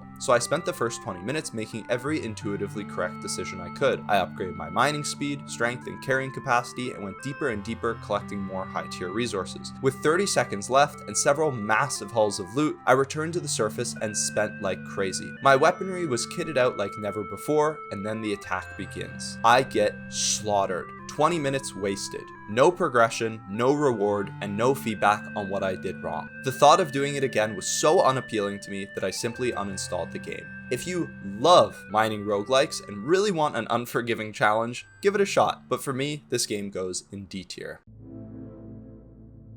Rematch is a multiplayer soccer game where instead of the usual FIFA style, you control just one player in a third-person perspective. It feels much closer to the arcade style of something like Rocket League than traditional sports games. While I had a lot of fun playing this game with friends, it's not something I enjoyed a ton on my own. There is potential here for a great game, but a few key issues are holding it back. Playing Rematch for the first time feels a bit clunky, and it became apparent there is a higher skill floor here than most other games. Right away, one example of something that messed me up for the first couple hours was how shooting the ball was based on where your camera is aiming, and passes are entirely dependent on your joystick and don't use your camera at all. On its surface, it's unintuitive and I would constantly miss passes, but as I played more, I don't know how else it could have been done. It makes sense to do a backwards no-look pass, but it does not make sense to be able to take a powerful backwards shot. More time in the game meant ironing out most of these quirks until I felt comfortable with the controls. During this learning period, my enjoyment steadily climbed higher with each session. Before this game, the developers of Rematch made Sifu, which was a fluid martial arts fighting game. I think the biggest positive carryover is how flashy and impactful the animations are as you perform bicycle kicks, rainbows, headers, and more. Connecting with these moves definitely feels like a lot of fun, but unfortunately sometimes it feels like they focused on animations and movement first, then brought along the ball for the ride second. A lot of the core exploits and metas revolve around spamming and combining quick moves to deceivingly teleport the ball into unexpected positions, making it very difficult to defend against. When Rematch is at its best though, it feels like an expanded game of rock, paper, scissors with a healthy sized kit of moves that each have a counter and weakness. Shooting early means the goalie can dive and grab it, but maybe you intentionally hit the backboard and recover the ball before they're back in position. Now the goalie is patiently expecting a fake out. You call their bluff, walk all the way in, before casually flicking a rainbow over their head. These interactions are immensely rewarding and feel like mini psychological battles in addition to the physicality. Sprint management is the last small mechanic I want to give some praise to. It's really simple, but choosing when to use it and when to save it added some tactical depth. Unfortunately though, with enough time in the game, my enjoyment hit a cliff where it began to drop off. Once players get too good, they begin to consolidate around a unified meta, which is difficult to counter and very boring to play. People began to realize that the goalie firing a shot pass to a cherry-picking forward who would go for a volley was the most effective way to play, and suddenly that became the only thing anyone would do. I think these issues are fixable, so I'm holding out hope. And worth noting, this was months ago at this point, so it may already be in a better state. As for the different game modes, I was impressed by how differently they play despite changing nothing but the player count and arena size. 5v5 features slower, more tactical gameplay, whereas 3v3 puts much more emphasis on your solo technical abilities, and 4v4 falls somewhere in the middle. I found them each really fun in their own way, but playing 5v5 as a solo is really not my thing. When you play a game like Overwatch or Marvel Rivals, it's true that you may only be controlling a small fraction of your team, but you always feel involved in the conflict. You can be dueling out a 1v1 while another team fight is taking place, or if you're in the team fight, you feel fully engaged and important, whether you're shooting, healing, or just holding up your shield to make space. In soccer, there's only one ball, and while it's true you need to be conscious of your positioning, trying to get open, etc., a minute can go by without you getting possession, and it's just not that fun. That is of course unless you're playing with a larger group of friends, which feels constantly engaging. Unfortunately for Rematch, Ranked at launch only featured a 5v5 game mode. I'm the type of player who massively prefers to play Ranked, but because of my lack of enjoyment when only making up small portions of the team, I couldn't play unless I had a group of at least 4 friends together at the same time. This left me playing a lot of quick play, which loses its charm fast. I think because of this barrier to entry for Ranked, it helped contribute to a ridiculously sweaty environment that was not indicative of global skill percentage. I'm not some god gamer by any means, but I've played so much that with a bit of effort I can usually make my way into the top 30% of any competitive game I play. When I played quick play, I would often pub stomp, sometimes playing with a group of 3 for a whole night and barely losing a game or two.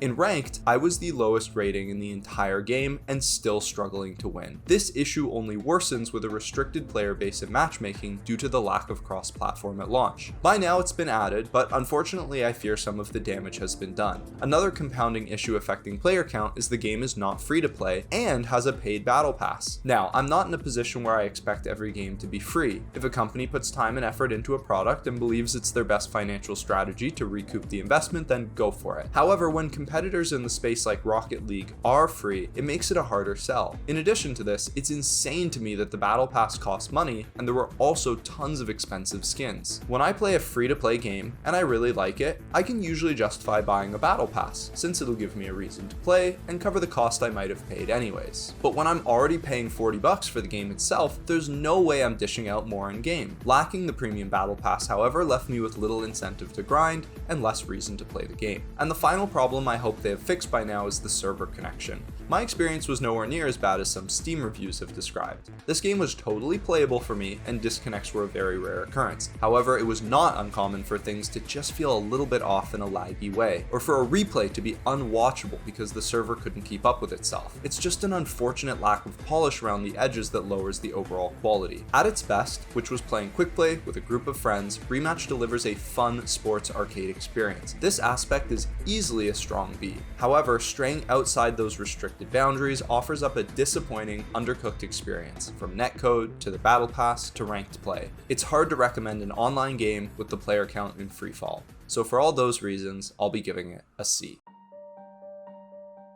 Titan Souls is a top-down pixel art boss rush action game. It is a very simple concept that can be easy to love or hate, and I personally fell somewhere in the middle. Each boss is beaten with one shot, but is also capable of one-shotting you. The challenge lies in first trying to figure out how to expose the boss's weak point, and then flawlessly executing your strategy. Because you only have to do it once, it's usually pretty hard to pull off, meaning the gameplay can become repetitive as you work towards perfecting your approach. However, after spending 30 minutes trying to kill the same boss with dozens of attempts, the successful run may take just 10 seconds. This makes for quite a unique experience and, of course, satisfying boss kills. I took a look at the trophies to see how other players fared and saw that only 75% of players beat the first boss and only 15% beat the game, despite an only 3-ish hour runtime. Baked into the nature of this game is one of my biggest pet peeves: boss runbacks. To me, boss runbacks can ruin enjoyment of the game because it's not challenging or engaging and artificially pads the time spent in each boss attempt, while also killing your momentum. Runbacks in Titan Souls aren't particularly long, but to me what makes the aspect annoying in general isn't the raw time, but rather the ratio of time compared to the boss fight attempt. If it takes 90 seconds to get to a boss, but then you know even with a poor effort you'll be fighting for at least 5 minutes, it doesn't feel so bad. But when the runback is 30 seconds and the fight is over in 20 seconds, you spend more time running than fighting, which is a bit mind-numbing. There's also no progression in Titan Souls. You are just as strong fighting the first boss as you are the last, which gives it an arcadey feel for better or worse. That's all I really have to say on gameplay. It's short enough to be fun, and I still pushed through to beat it. I appreciated all the creative ideas for each encounter, and I could definitely see how these developers went on to make Death's Door. A really cool aspect I wanted to touch on is how effectively they create atmosphere and intrigue with such a minimalist approach. The world design makes you feel tiny, the music is eerie, and the very limited storytelling almost works as a strength to create a strong curiosity towards what feels like large, dramatic world building. It gave me Shadow of the Colossus vibes as a bite-sized experience. Titan Souls is hard to rate. When I focus on the satisfying nature of boss kills, creativity of the mechanics, and effective world building, I lean towards B, but unfortunately the actual gameplay itself was simply too frustrating or repetitive to go above a strong C.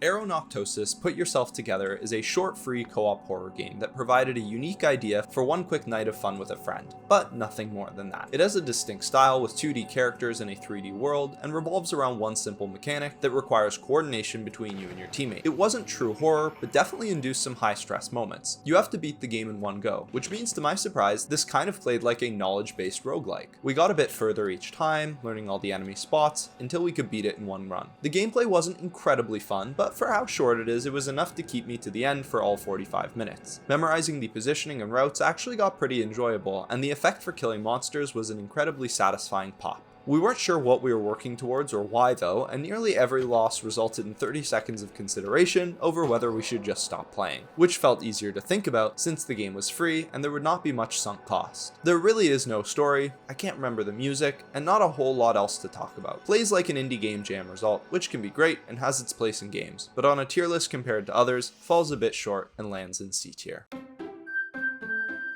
Doki Doki Literature Club is a cute anime-style visual novel game that is light and fun on the surface, but contains an incredible amount of depth, unique mechanics, and subverted expectations. The base game is free and only takes under 5 hours. Even if you don't think it looks appealing, this is something I think almost everyone can play and have a memorable experience from. Its writing is very grounded and makes your character a believable self-insert, making decisions that for the most part aligned with my feelings. There was frequent use of obscure internet language, which I understood and appreciated. In the game, you join join a literature club where each of the characters you meet has a preferred style of writing, which allows for tons of meta thoughtful book analysis. You can really tell how much the author of the game cares about writing and appreciates the strength of different writing styles. Character archetypes are at times a bit on the nose, with tropes like the tsundere being very obviously set up to start hostile and turn warmer. But still, overall, you can't help but like them all as you discover their unique quirks and backstories. Dialogue is extremely natural and flows casually, which makes it effortless to keep clicking through and progressing in the game. You only actually make a decision every 15 minutes or so, which makes this game have much more emphasis on the novel aspect than any choose your own adventure style gameplay. Yet still, decisions do matter and impact the story beats. I definitely felt conflicted in some moments that forced difficult choices. The music is incredibly bubbly and upbeat. I was listening to Doki Doki's soundtrack for weeks after I wrapped up the game. In the game, there are some times where you can replay sections, see other options, and jump around a bit. In previous titles like Milk Inside a Bag of Milk, I enjoyed the game, but wanted to see other outcomes of split decisions, which meant minutes of clicking mindlessly and repeating the same story sections. Doki Doki has nice quality of life features to skip replayed sections and jump back to points of interest. Most of what I want to say and praise about this game is unfortunately in spoiler territory, and if you don't know much about this game, I would just strongly recommend you go ahead and play it. There are moments and ideas I have never seen in another game that I will not forget. A small issue I did have is around the 90-minute mark it started to get a bit repetitive. Visual novels aren't my favorite game genre, and the subject matter of meeting cute girls for book club isn't in my preferred story either. So to me, I'd say the first two acts of the game are a solid B. However, it's the final act that is S tier, which means I think it's safe to average that out and drop the game at A.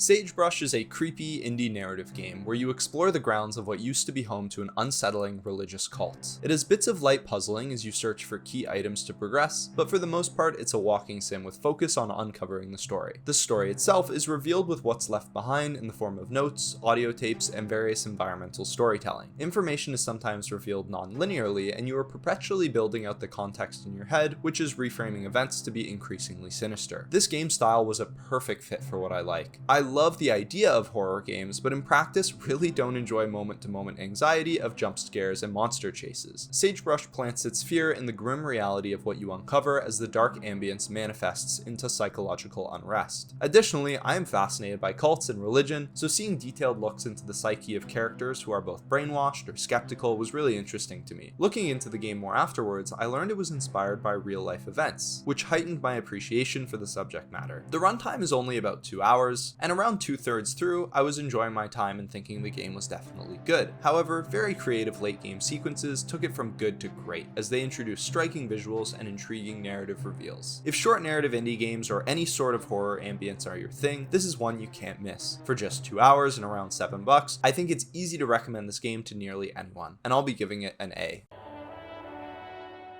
Disco Elysium is an isometric detective RPG that features some of the best writing I have ever experienced in games. Now, writing itself is a bit of an ambiguous term. Does it refer to the world building, the plot, the characters, the diction? My answer to that is simply yes. Not only this, but the gameplay and mechanics are so perfectly crafted to allow for the seamless support of this absolute command over language that it never feels contrived. In Disco Elysium, you don't really fight. Engaging with the world can be done by exploring the detailed environments to search for clues, helping you with the murder mystery driving the main plot, or by talking to the people you find in this broken city. Speaking with characters isn't just a piece of the game. For the most part, it is the game. Trying to charm people over, intimidate them, help them, and more, every conversation is revealing more about the world and yourself as the main character. RPG elements in this game are skill points to expand aspects of yourself that aid in these dialogues. Your rhetoric level is high enough, you can convince this person of something that benefits you. Not only that, but each aspect of your psyche takes on its own voice, creating an internal dialogue similar to the conflicting feelings you may sometimes experience in real life. We are one human, yet our logic may suggest different responses than our empathy in the same situation. What makes this so believable is the unending stream of consciousness. In very serious situations, the encyclopedia in your brain may suggest a crucial piece of data, yet it's just as likely to be in conversation at the bar where a drunk man says, "Pinball is the worst," and your empathy will provide the observation, "His disdain for pinball could not be clearer." While in Doki Doki you're breezing through dialogue like enjoying a tray of cookies, in Disco Elysium, you're chewing through a rich, dense meal. Discussions are thought-provoking, sophisticated, and I've never felt this respected as a player, that I would be able to understand the information conveyed to me, even though vocabulary is significantly more advanced than any other game that comes to mind. This is not to say it's without its funny moments too. There's a frequent dark humor that's able to shine through it all. Disco Elysium is deeply political and has cutting commentary and mockery pointed towards nearly every ideology. In the modern day, you may often hear it said negatively that they made it too political. This game reminds us that most things are political by nature. Unions are protesting their working conditions, people are killed over conflicting political beliefs, and the police are sent to enforce the status quo of the ruling bureaucrats. While the game has many messages, it still maintains a neutral, almost nihilistic stance, choosing to focus on the flaws of almost every political alliance. Another aspect of the RPG choices you make are which thoughts you want to internalize. These come about naturally and are really fun additions. One example I encountered is apologizing too often. After choosing the most sorry option a certain amount of times, this earned me the thought, rigorous self-critique. And once this thought is internalized, I was able to develop a higher pain threshold, which came with its own set of benefits. The structure of the game is quite open-ended, making for a very organic and immersive mystery. I often did not know whether the quest I was progressing would have any bearing on my main case, and even the ones that were clearly massively off-topic on the surface would be packed with relevant themes, such as finding an abandoned RPG game project, with commentary about game development, funding, and scope creep. As you continue to explore the map and progress different tasks, it is revealed how interconnected different plot points and discoveries can be. It was very common for me to exhaust my dialogue options with a character, only to return later with new information and find what I was really looking for. This sort of thing again helped massively with the immersion and the world building. It truly did feel like not much happens in a vacuum. The role-playing aspect also benefits heavily from this, with all the player agency and freedom to the order of events making my experience feel truly unique to my whims. Another particularly funny inclusion is the almost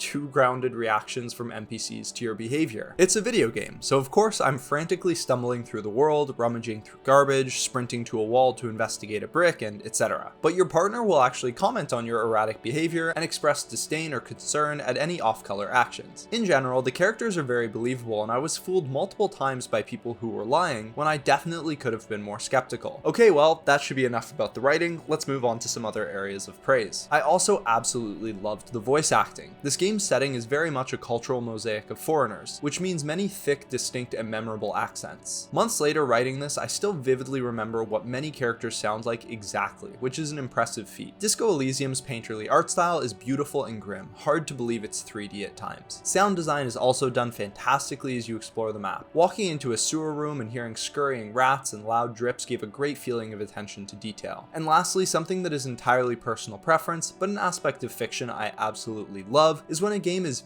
very realistic for the vast majority of the time, but then sneaks in a couple things that would not happen in our world. It creates a bit of an off-putting surrealist tone, and I'm just a total sucker for that sort of thing. On to a couple critiques. This one is a bit of an unfair nitpick that the game almost does to itself by being so perfect for the most part with its dialogue trees. But sometimes to get all the information you want, you will have to repeat a part of the conversation, and hearing the character say word for word exactly what they said 20 seconds ago is a bit jarring. Even if you have to click through again, I almost wish they disabled the voice acting on the second time through an identical option. Another small issue that was partially self-inflicted was how easy it is to exploit random roles. If I'm in a conversation with someone and it tells me I have an 85% chance to convince them of something, if it fails, I just feel like I got cheated by bad luck. In 30 seconds, I can reload my quick save and get the result I want. I wasn't sitting around spamming resets to get results I wanted on slim chances, but I was definitely guilty of doing this a handful of times. My next issue was the game's interactable highlight system. On PC, you use the tab key to highlight things in the environment you can collect or gather information from. Since this is basically the only thing you can do in the game besides talking to people, it didn't really make sense to me that this is an input needed to be held. I played the entire game with my finger glued to that key, and I would have much preferred a toggle option. Something I mentioned earlier as a point of praise is a bit of a double-edged sword, and that's the interconnected nature of the tasks. While it strongly helped with immersion, it could at times hurt the pacing. At 20 hours in, it felt like I had mostly done side quests, and my momentum momentum for the main plot was pretty low. And it has to be said that while the game is very easy to admire, the moment-to-moment gameplay isn't necessarily addicting in a fun way that other games have been on this list. It's a weird thing to think about. Let's compare it to a game like Cyberhook. Disco Elysium has a better story, better art, and if we're looking purely at the depth, detail, and quality, better gameplay too. And yet, in the first minute playing Cyberhook, I would have more fun than the first minute playing Disco Elysium. However, once in the thick of it, and especially afterwards, I would spend much more time thinking about and appreciating Disco Elysium. I read a book recently that talked about the concept of planning for future memories. Let's say you put two people on two different vacations. One of them goes to a resort and sits on the beach for a week. They're tanning, drinking with friends, cooling off in the ocean, and heading out to clubs. If you ask them every hour to report how much they're enjoying themselves, it may be 8s, 9s, and even 10s out of 10. Person 2 you send to Italy. Every day is packed tight with activities. They're up at 6 a.m., taking a combination of trains, buses, and tons of walking to get to everything on time. They're tired, their feet are sore, and they're overwhelmed with the pace of it all. Obviously, if you ask them for a score from the moment they're standing in the Coliseum, it may be a 10, but waking up at 6 a.m. to sit on a bus might be a 4. Feeling dehydrated with sore feet on the ride back to your hotel, maybe a 5. In that week, the average score is clearly lower, and yet months later, person 2 reports significantly higher enjoyment and fulfillment, marking it as a memorable occasion. It's a dramatic comparison, but I think video games can be viewed in a similar fashion. This is not to say that a week at a resort, or playing Cyberhook, is by any means a bad thing at all. Sometimes it's fun and you need that, but years from now I will still vividly remember and appreciate one of these over the other, and collecting these meaningful experiences accumulates to a more rich experience of life. So yeah, S tier. Let's move on to the next game.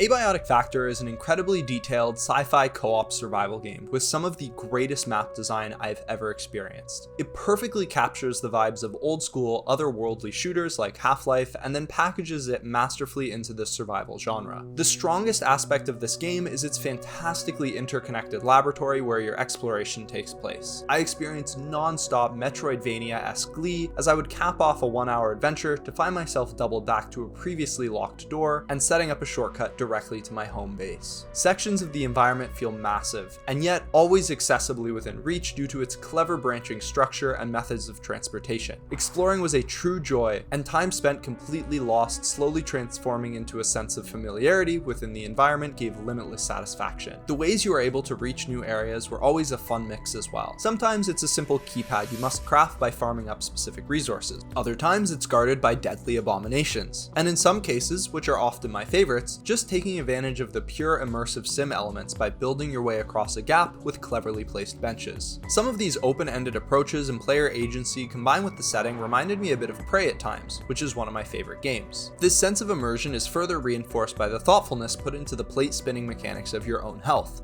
Thirsty but can only find tainted water? Boil it in a pot on a stove to make it drinkable, but expect to lose a large portion to steam. Need to poo? Make yourself a toilet out of a bucket and collect your feces to make fertilizer for the plants. The fact that using the toilet has a mini game to relieve yourself faster by itself is worthy of S tier. Another impressive aspect is how the game mixes its quality of life features directly into its style and progression. At one point in the game, you are able to craft a floor pad that will remove items from your inventory if it finds a stack of the same thing in a nearby chest. A fantastic feature to help with item management that didn't feel out of place at all. Something else that can be annoying in survival games is being out of sync with your group. Abiotic Factor allows you to craft a brain scan tool to copy over recipes, journals, and any undiscovered information. Last year I reviewed Enshrouded, which I really enjoyed and ultimately gave a strong beat, but inventory management and unsynchronized player progression were a couple pain points, so I can really appreciate how Abiotic Factor not only fixes these issues, but does so seamlessly. However, with every choice to keep immersion at the forefront, it comes with drawbacks of making it a less accessible game. I play a lot of video games, but I'm very directionally challenged. Despite being one of the most complex maps I've experienced, there is no 3D map, mini-map, or any way of knowing where you are in the world. You're able to collect these 2D maps to figure out where you are, but as you would imagine, similarly to the real world, this is very tedious. It's the same with your objectives, which may be as simple as explore this area, find a way into this zone. This generic language forces you to pay attention to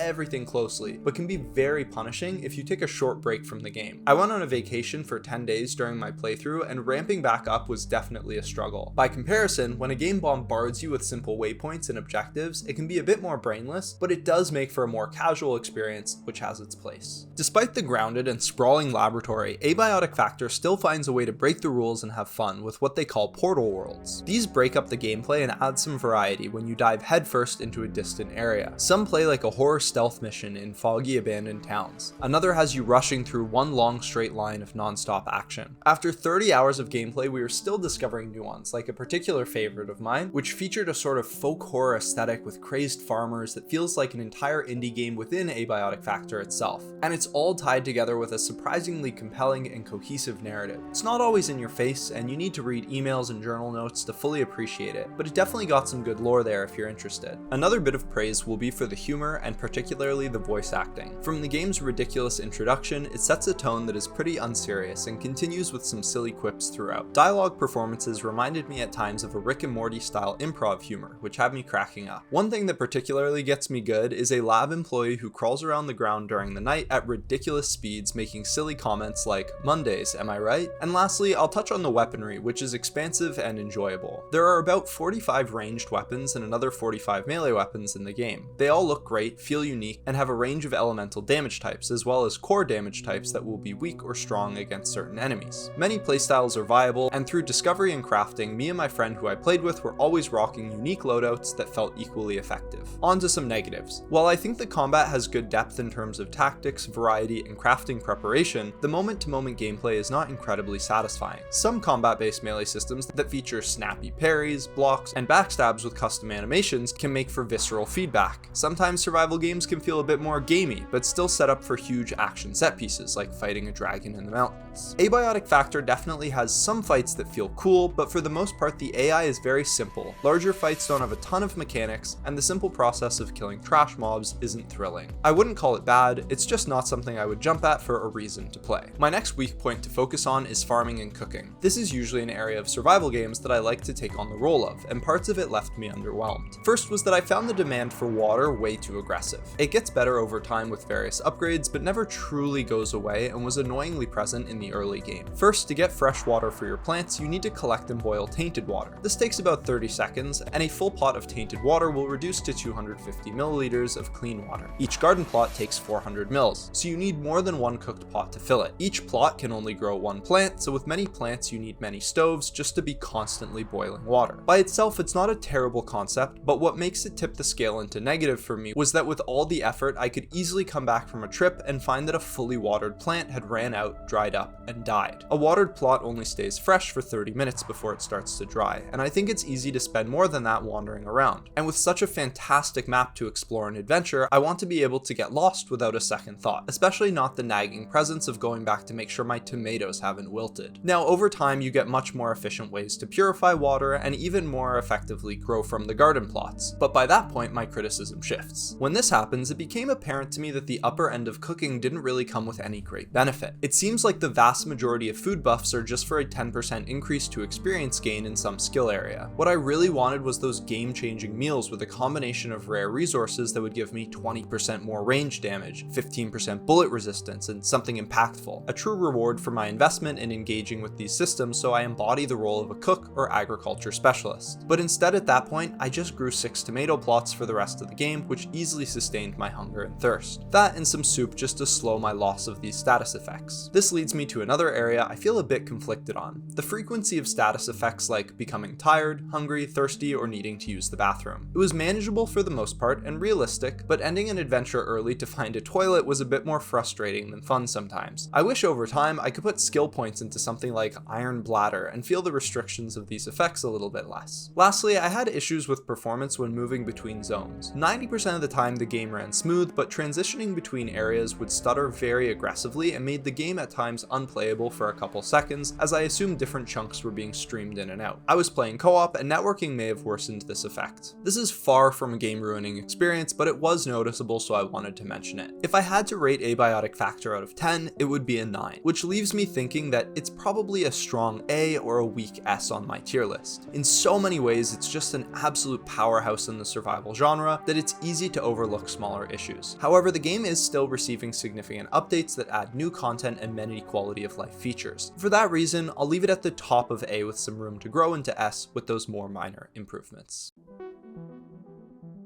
Arc Raiders is a PvPvE extraction shooter from Embark, the same studio behind the finals. This game has been in production for around 7 years and has undergone several large transformations from its original strictly co-op roots. I only have about 15 hours in the game as I consolidate my thoughts for this video, but it's launched to such an absolutely meteoric response both critically and in pure player count, so I figured I may as well join in the hype with my impressions of this massive hit. I'll start by saying that extraction shooters historically have been one of my least favorite game genres.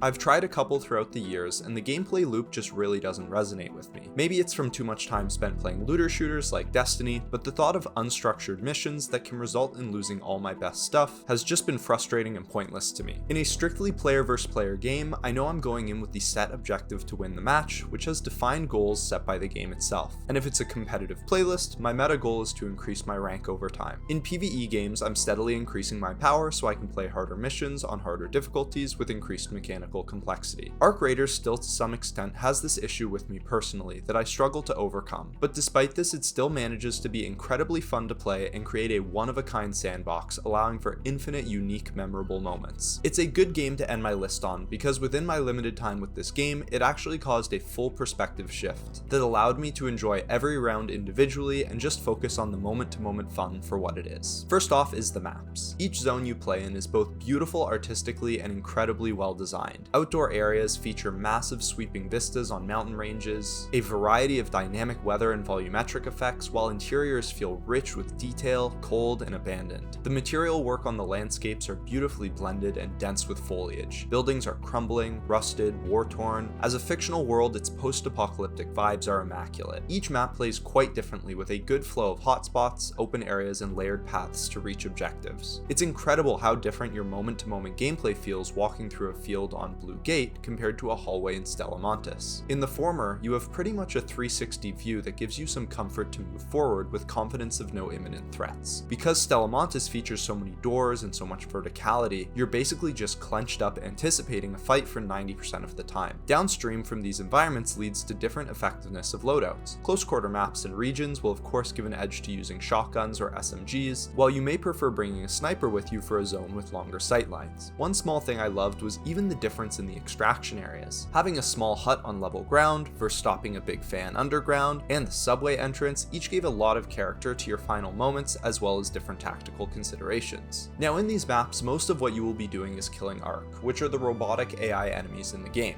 Their variety, detail, animations, and sheer spectacle make it very clear that it's not an afterthought of the game, but gets just as much consideration as PvP, if not more. If you know the history of the development, you know that Arc Raiders was PvE only for years before they added PvP, which allowed them to cook up awesome designs and invest tons of technology into the quality for all aspects of these enemies. Each arc has so much character to it with a distinct attack style, behavior, and weaknesses. Some will fly high with the purpose of scouting before calling in reinforcements.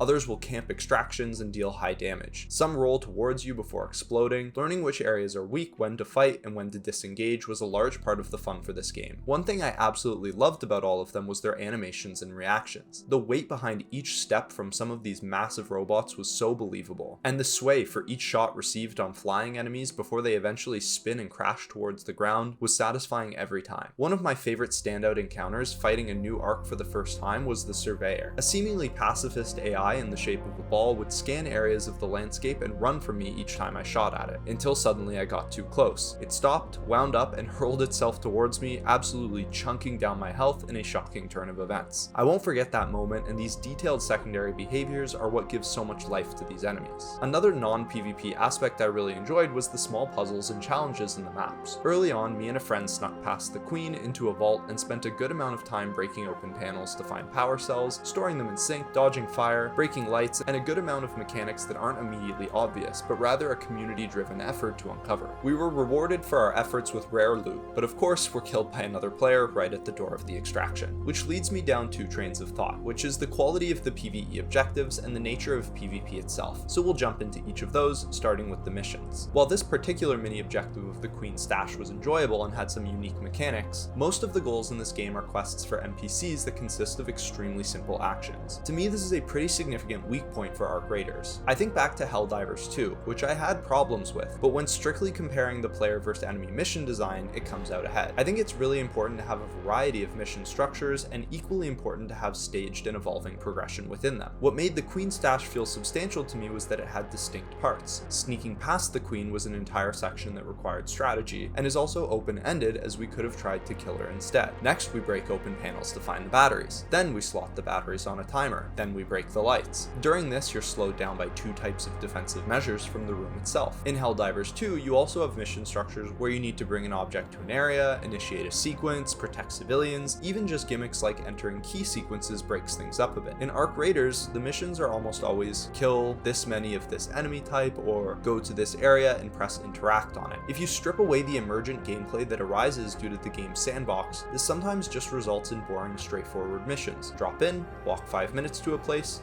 press E to interact, then extract. It's the same as Destiny's Patrol mission, which has been criticized as one of the most boring mission types in the game. But next is the PvP aspects, which to me just adds another level of dynamic gameplay into the mix that saves it from ever being boring for long. As frustrating as it is to get killed by players, it's incredibly satisfying to kill others, and even just avoiding players entirely makes successful extractions feel more rewarding when you know the threat is out there. The fact that it's optional and big arcs benefit heavily from players joining forces means there's so much incentive to both teamwork and betrayal either way. It makes situations really exciting. But easily above all else to me, the proximity chat by itself raises this game a whole tier ranking. While Arc Raiders does deliver an incredibly polished experience in terms of its live service events and systems, to me the strongest thing it does by far is delivering an environment for unique moments, and the proximity chat plays a huge role in this. Hearing people scream for help, taunt each other through walls, negotiate for their lives in real time, it's all just hilarious and adds so much immersion. Being able to speak to each other in real time taps into social dynamics that are otherwise locked behind your monitor. Not to mention the potential for content generation. I've found an Instagram account whose whole gimmick is to knock players, give them an Arc Raiders trivia quiz, and revive them if they answer correctly. One of the best clips I've seen come out of the game is watching Shroud get killed by a team role-playing as a mariachi band, blaring Mexican music through their microphones. As I witnessed these events and partook in many more myself, I couldn't help but think about Marathon, Bungie's delayed extraction shooter. When asked months ago about proximity chat, they said they won't have it because it's too toxic. I feel like an emphasis on freedom and allowing players to make their own fun clearly wins out over putting up these guardrails. In Arc Raiders, one of the primary modes of progression is through your skill tree as you level up. At the max level, you cannot pick every perk, so you do have to make decisions and work towards a specific build. These abilities include increases to stamina regeneration, faster looting, higher carry capacity, etc. What I think is really nice about the skill tree is these things do matter, as they make gameplay feel faster and more smooth, but at the same time it's very hard to notice if another player has these, so you are unlikely to blame losing a fight on a more progressed skill tree. It's carefully crafted to increase your effectiveness of PvE without overstepping into breaking PvP. Another more technical area of praise is the post-game summary screen. Showing your whole path and the damage you dealt or received in each area is a great way to allow the player to reflect on their decisions and really see the whole story of their match. Another great addition are the free loadouts, which absolutely saved my mindset from being crushed after too many devastating losses. There's a nice flow you can get into where you can run free loadouts for a while to build up your econ before switching gears back to tryhard. Ironically, some of the best moments I've had in this game were during these runs when nothing was on the line. One night when I was growing disillusioned with the game due to my disconnect from extraction shooters, I had my awakening moment just searching for a toaster with my friend using free loadouts. Despite not successfully extracting over multiple consecutive runs, I was having the most fun I'd had in the game just embracing the chaos. For some reason, every time we went to the buildings with a high chance of the toaster spawning, it was an absolute war zone. People were screaming curses, forming alliances, and I was non-stop laughing as I would alternate between using proximity chat to tell everyone I was simply hunting a toaster, but then firing shots towards random teams to stir the pot and increase the tension. The last significant thing I want to bring attention to is the incredible audio design. It's some of the best I've ever experienced in a video game. Sounds are distinct, clear, and incredibly readable, which is extra satisfying and immersive in a game where sound is so important. Not only that, but the secondary chain reactions that give crucial information lead to incredibly emergent gameplay from only audio. Hearing an arc speed up and start searching for someone 2 floors below you means that even if you didn't hear the actual player, the arc did and you hear the arc. It's fantastic. And finally, I unfortunately have to complain about the stash. I wish I didn't, and I feel like a shameless casual doing so, but I have to, as it did take away from my enjoyment of the game. I was constantly at my limit and spent several minutes between matches in confusion over what to sell, what to keep, what to recycle. Not knowing what's important is simply brutal, and hoarding something to find out it isn't useful is equally as painful as recycling something that does turn out to be important for an upgrade. Maybe it would be too easy or information overload, but I would love if hovering items showed everything they were used for, including key upgrades. Even if it could say something like, this is used for refinery tier 3, and then went away if I had the upgrade complete, that would be a huge quality of life improvement for me. Since you can't see the resources required for future upgrades, I'm forced to check a community made spreadsheet every 15 minutes, and I hate that because it takes me out of the game or twists my arm into making regrettable decisions constantly. Before I wrap this up, I wanted to share an insane stat from the Steam trophies. 2 weeks after the launch, 60% of the player base had less than 10 player kills, and 20% had never killed a single player. Arc Raiders seems to have perfectly achieved what it set out to do. It has delivered an accessible extraction shooter that, despite PvP elements, has attracted a massive player base of usually PvE players. To me, its art, map design, audio, enemies, sandbox for social dynamics, and casual elements like free loadouts make it a very enjoyable and polished experience. However, I would love to see more depth in the structure of its PvE objectives, and I think that's holding it back a bit. This year I played a bit of the finals, but not enough to be worthy of another review. Yet it did make me confident in the fact that Embark is listening. We know they are more than capable at delivering a game that looks and feels great,